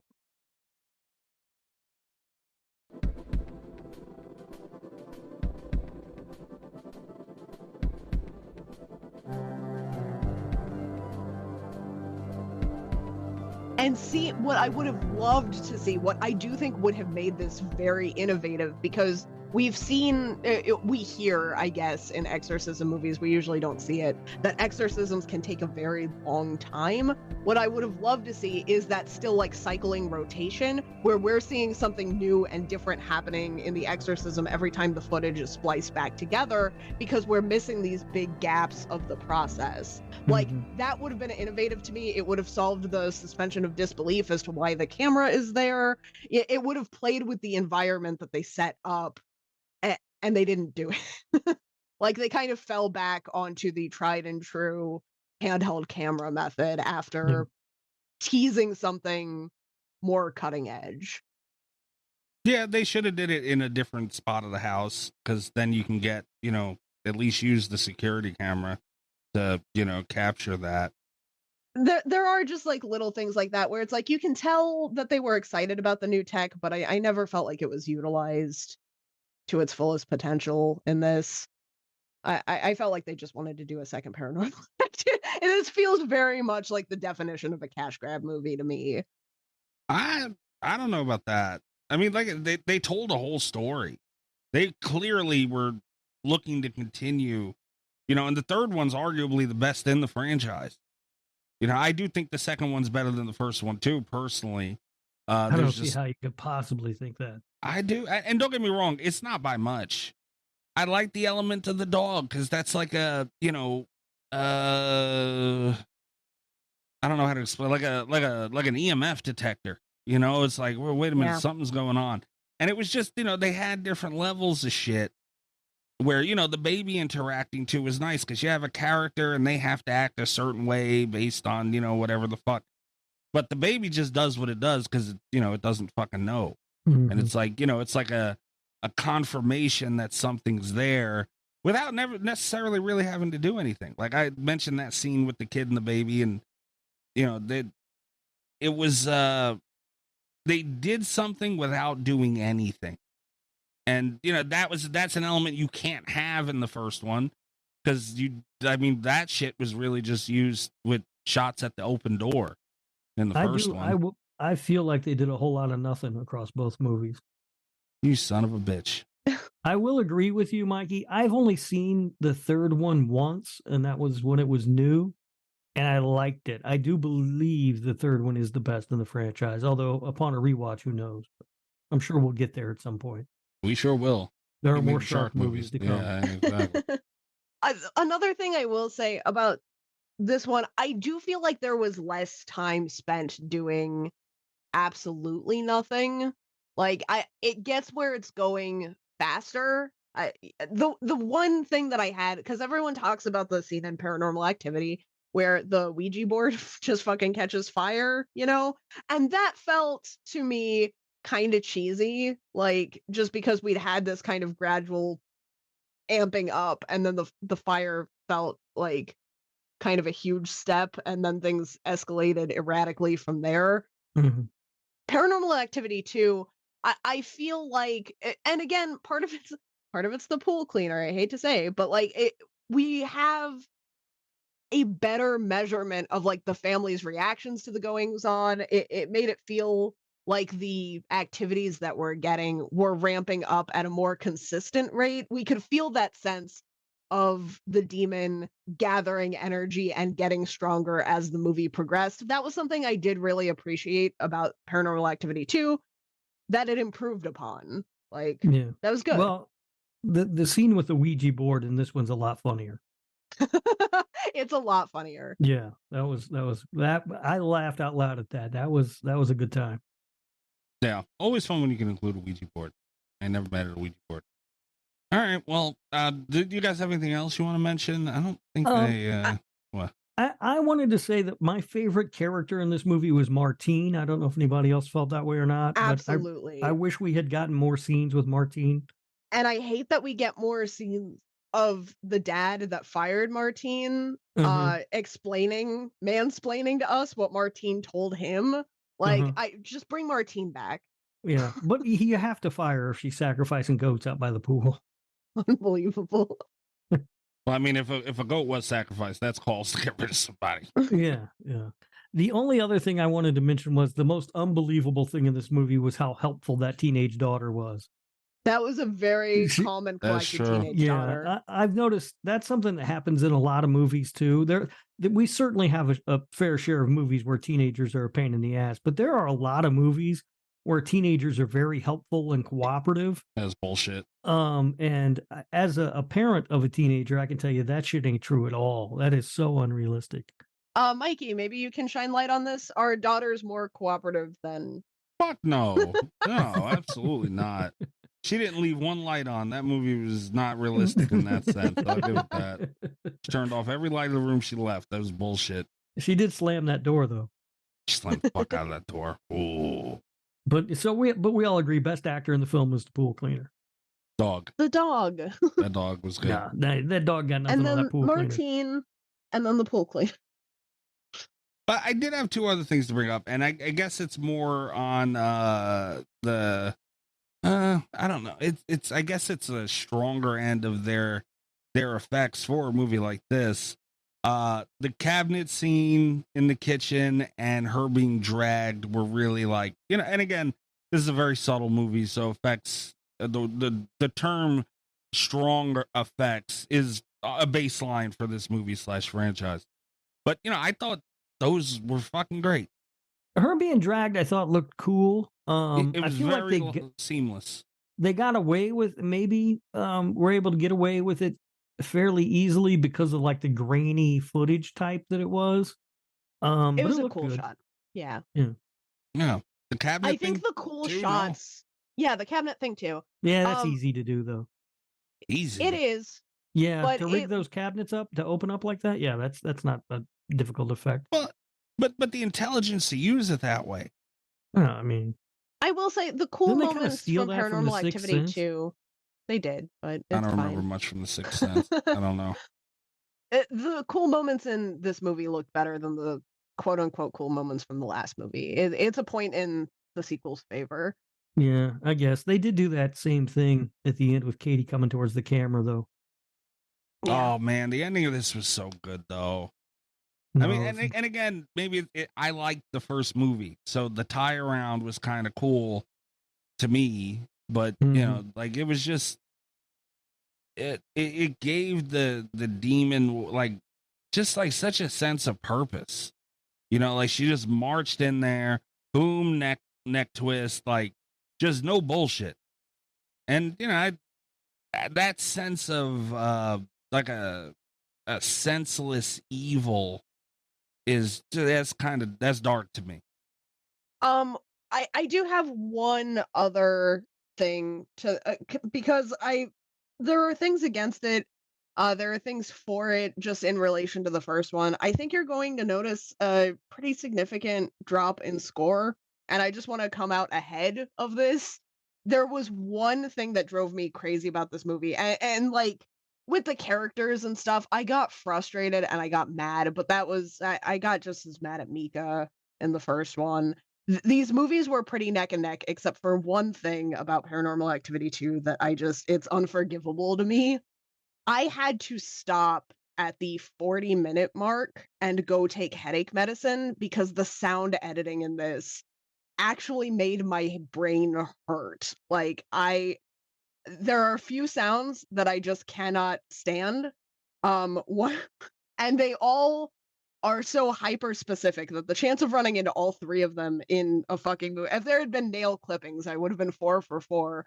But I don't like when dogs bark for a prolonged period of time. I don't like when babies cry for a prolonged period of time. And I fucking hate the sound of tea kettles.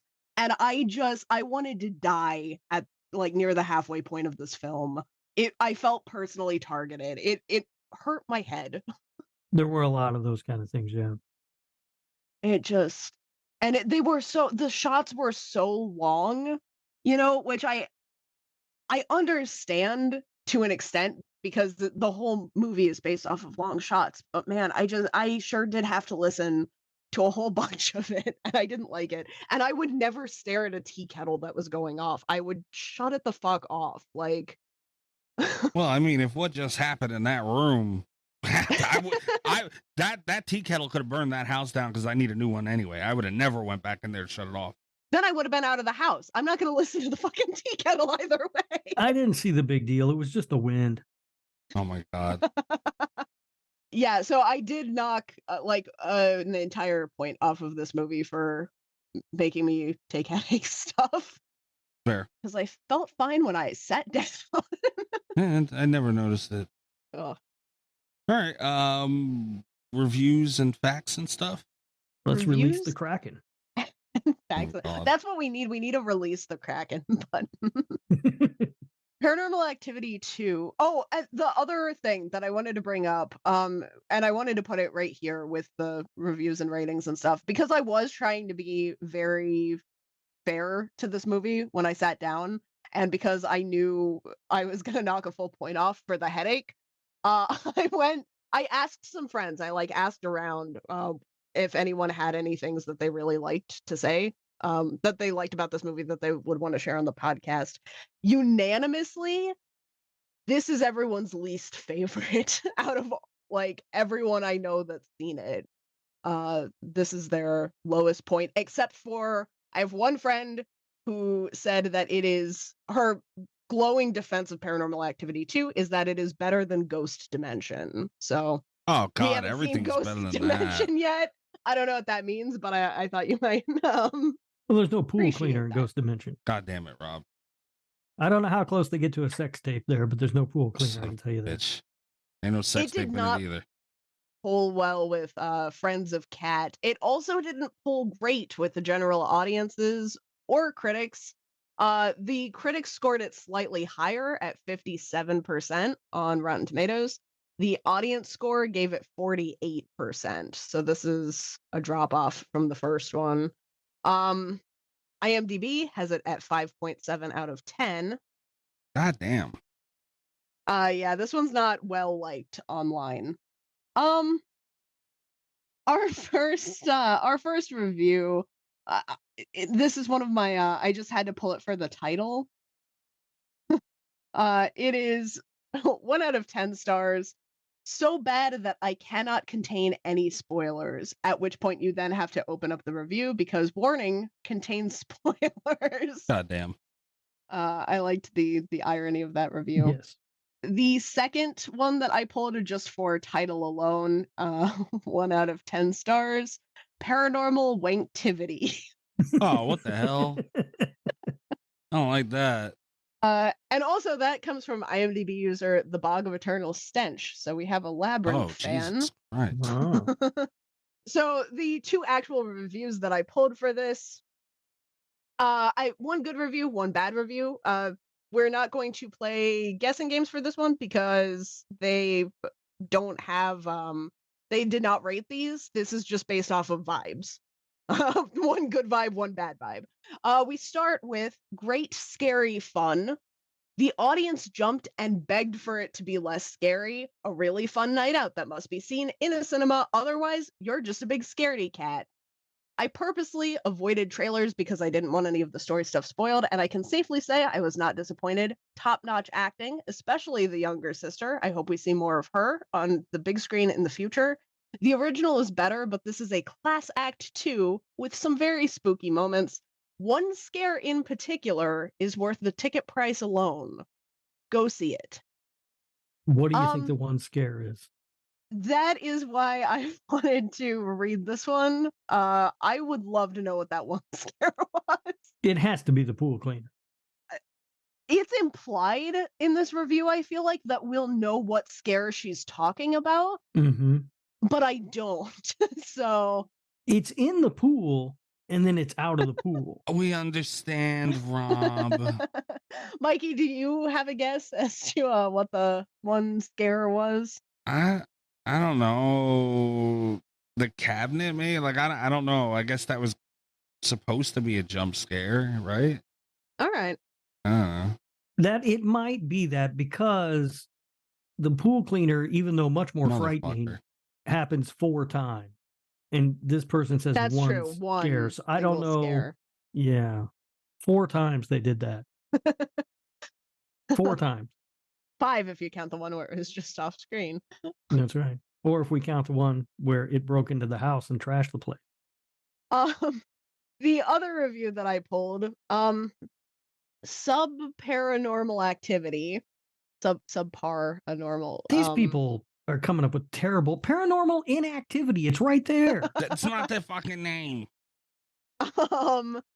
6 months before Katie and Micah are terrorized by a demonic force in their own home, as documented in Paranormal Activity, Katie's sister, Christy, and her family suffer from a series of similar terrifying supernatural occurrences that appear to be focused around their toddler, Hunter. Having recently watched the first Paranormal Activity, I was keen to discover what new tricks the filmmakers had devised to ensure that the prequel remained fresh and unpredictable. In short, they hadn't.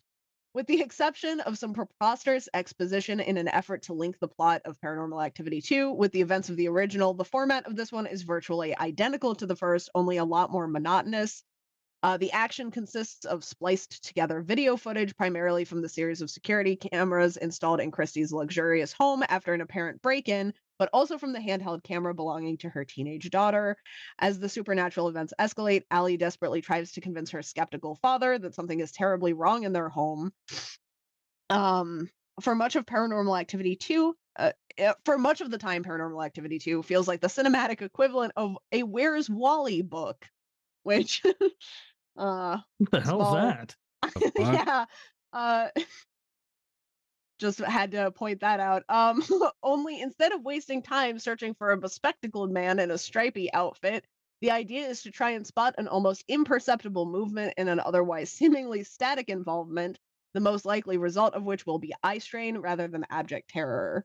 After much of unspectacular supernatural malarkey, the malevolent demon finally musters up the courage to take more than a baby's mobile rotate slowly or a saucepan off a hook and deliver some genuinely effective scares accompanied by very loud noises to wake up those of us who might have dozed off.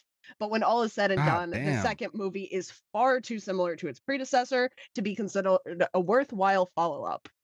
I agree with a lot of what was said there. This does feel the story very similar to the first movie. Yeah. And there's just they do a lot of weird exposition to fit in like their childhood of being haunted that is just awkward too. Like we didn't really talk about that much, but like that dialogue around that is like, we don't talk about that. No, that kind of stuff is fucking hokey and stupid. And also, just so we're all aware, Where's Wally seems to be the British version of Where's Waldo. I was actually, going to ask if that was some kind of cultural difference. Yeah, exactly. Waldo, Wally, they look exactly the same. It's the same thing. I don't know why I guess Waldo's not a name in England or some shit. I don't know. Obviously not. Or it means something dirty. Like sex tape? Yeah, British, they always have like weird slang terms from, Yeah. That's true. Rob, you got any facts on it? I do. Estimated budget is $3 million, and they made bank on this movie. Its worldwide gross was $177.5 million. God damn. Ooh. The preview for this film was banned in some theaters because it played before PG-13 films and it scared teenagers and small children. God damn. We got a little bit about the trailer, actually. The trailer for Paranormal Activity 2 used a lot of footage that did not appear in the movie, which angered some fans. But the director said they had to because of the storyline. I don't know what that means. I remember that being a thing. Like, people were pissed. I don't know what it could have meant with storyline. When this was released, it broke the record for the biggest midnight gross of an R-rated horror movie, of just an R-rated movie with $6.3 million, and the biggest opening for a horror movie of all time, earning $41.5 million in its opening weekend. This was a big franchise, man. Like it was. Right, and that's opening weekend, so people didn't know it was crappy. God damn it. For the scare scenes, most of the cast reactions were spontaneous. When during the cabinet sequence with Christy, the actress was told that one of the cabinet doors would fly open. She wasn't told that all of them would spring open, which really scared her. I'd imagine that would scare the shit out of me too. Something went wrong. I need to fucking leave. Kevin, I'm not exactly sure how to pronounce this guy's last name, but I'm going to give it a shot. Kevin Gruchart. Nailed it. I'm sure that's it. Yep, nailed Correct, right? Yeah. Was initially hired to helm the film, but he was forced to work on Saw 3D, so he had to drop out. Oh, boy. Yeah, apparently it was in his contract. There was a clause in his contract that he had to do Saw 3D. I cannot imagine having the chance to work on Saw 3D and being like, man, I wish I was fixing that pool cleaner right now. Well, that's what Mr. Gertrude was faced with. I don't know, man. Hold on, let me see. I mean, Paranormal Activity 2 made more. Oh, I don't doubt it made more. Yeah, I mean, I'd regret that. But I wouldn't, I don't know. I would not want to be on this set, I don't think. I did not like Saw 3D. So, I mean. Well, I didn't like it either. I don't remember it, but I'm sure I didn't like it. Unless the only one, Saw 1, it was Saw 1 in 3D. hang on. It's the one where John Kramer wears the ball cap, though. Oh. That is a classic moment in cinema history. You would have missed it to tape nothing. There are 2 Ramones and 1 Misfits poster in Allie's room. Daniel Ray, which is the character played by Brian Boland, was named after the guy who produced albums for both the Ramones and the Misfits. Also considered to direct this film, Brian De Palma and Akiva Goldsman. Ooh. I can't imagine Brian De Palma directing this film. It would have been different. Yeah. He liked the split screen stuff, though, De Palma, so maybe it would have worked in a good way, like with the security cameras on a split screen of some sort. Maybe. The actresses that play Allie and Christy are actually only 8 years apart. The events of Paranormal Activity 2 take place before the events of Paranormal Activity, which technically makes it a prequel, which is also true of Paranormal Activity 3, which is a prequel to both of them. Paranormal Activity 4 is the first real sequel to the original. Again, I hate when franchises fucking do this. Tell your stories in order. It wasn't confusing. It got a mess later on, but you know, it at least was succinct enough. I guess. So are the Insidious films. I still like them. Succinct. I don't know about that. The timeline is, I know exactly where the movies fit. They just all suck. Much like Paranormal Inactivity. That's not true. And finally, just like in the first Paranormal Activity, it's been confirmed that there was an alternate ending to this film as well. In the alternate ending, Katie kills the baby by breaking its neck. That ending has never been shown to the public. Yeah, that's probably a good idea. Give us the baby ending. Is that like on one of the special features on your Blu-ray box set, Mikey? I did not use my box set to watch this one, so I don't know. I have a hard time believing they would put that anywhere. Like, I don't even know why they thought that was something they could do. Yeah, no, that's can you probably imagine, though? I would have had to just given up my notes if we had gotten to the end of this and a baby's neck had gotten snapped. I would not have known what to say. Yeah, I can't imagine why they would have thought that was a good idea. You know what I want from this? No, I don't. I wouldn't watch it, but I think it would be very interesting if the alternate end to this one followed like one of the alternate branching paths from the first alternate ending. Yeah. The Paranormal Activity multiverse. No. That's all I've got for facts on Paranormal Inactivity 2. All right. Revenge of the Pool Cleaner. You son of a bitch. All right. Portnoy time. Oh boy, I'll go first. Okay. I stand by this movie. I like it a lot. If I were I only truly stand by the first 3 movies in this franchise. The fourth one, and after that, no. Like even the fourth one, I don't know. But I have to rewatch that. I haven't seen that one in a while. But I truly stand by the first 3 movies of this, and I love the subtlety of it, man. I'm very picky with my paranormal movies, And, you look at stuff like, the early Amityville horrors, which were slow. And you look at the Conjurings, which were like Hellcat fast. And yeah, I feel like this was, you could probably look at like Poltergeist, which took a different approach. They had that face scene, and I love Poltergeist, but it went a different route than this did. This one was tied to reality a lot, and I like that, man. Like I said, I believe in all of that. Like, I believe in paranormal. That's real to me. So, again, maybe that's why it hit me the way it did. And not that it scared the shit out of me or anything, but the fact that, like, there were a few scenes, like that scene with the dog I talked about earlier gave me chills. The scene with the maid when she was in the kitchen and there was that big bang, and the parents came home and she was lighting the fucking seance stuff, whatever she had. I thought that was a good scene because it was subtle. It built a little tension, and, I liked it. And I like that they did a paranormal movie where, like that Rosemary's Baby and like all that stuff, The Omen, even to a degree.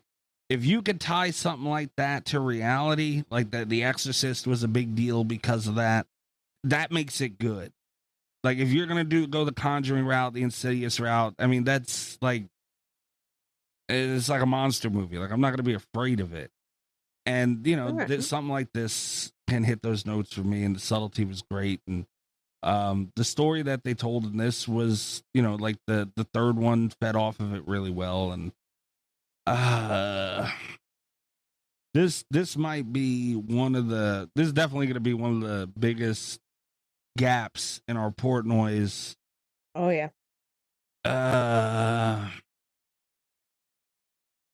I'm going to give this a 7.7. Yep. I can't quite give it an 8, but that's where it's at for me. Yeah, I'm probably not going to be able to give it an 8 either. I don't. Son of a bitch.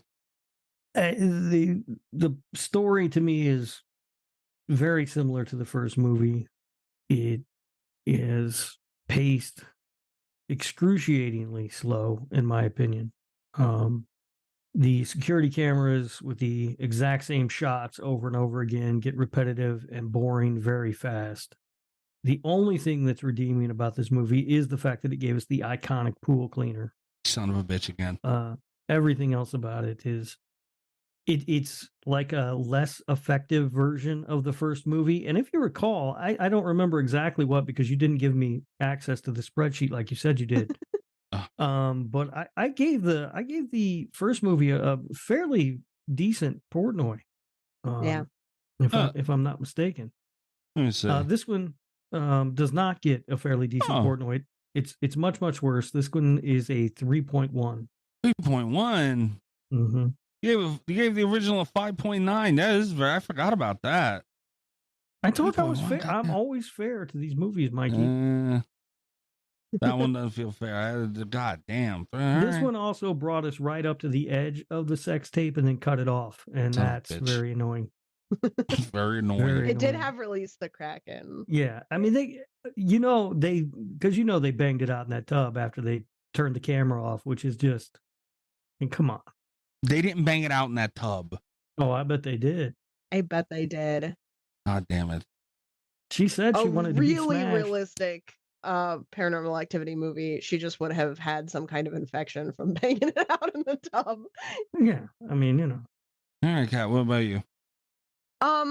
So I once again have the lowest score on the Paranormal Activity movie. I will say it was closer. It was closer to Rob's score until I had to go take medicine for the kettle dog baby nightmare. This one was hard for me to sit through.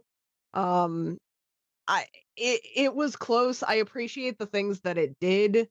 I was surprised that fans of the first one didn't seem to embrace this one more online, because like in that one regard, I think they did a really good job kind of expanding on the universe of the first one. I think if you're looking for something more subtle, I could see this being a franchise for you if you can forgive a lot of characters, which is something that I struggled with. I'm giving this one a 1.9. God damn. 1.9. But I've seen it in all. its defense, it would have been a 2.9 if I did not need headache medicine to get through it. So I'll be damned. All right. Shame on the both of you. All right. All right. Well, this one, unfortunately, is not Slasher Radio approved. The streak is over at 1. Are you surprised by that, Mikey? Not at all. I wonder if we've ever had back-to-back. I don't think we ever had back-to-back. I don't know. I feel like we had a run where we were approving a lot of movies. We had a run where we were doing really good. I don't know if we we did any back-to-back, though. Invisible Man in the Fog. Oh, hold on. Return of the Living Dead.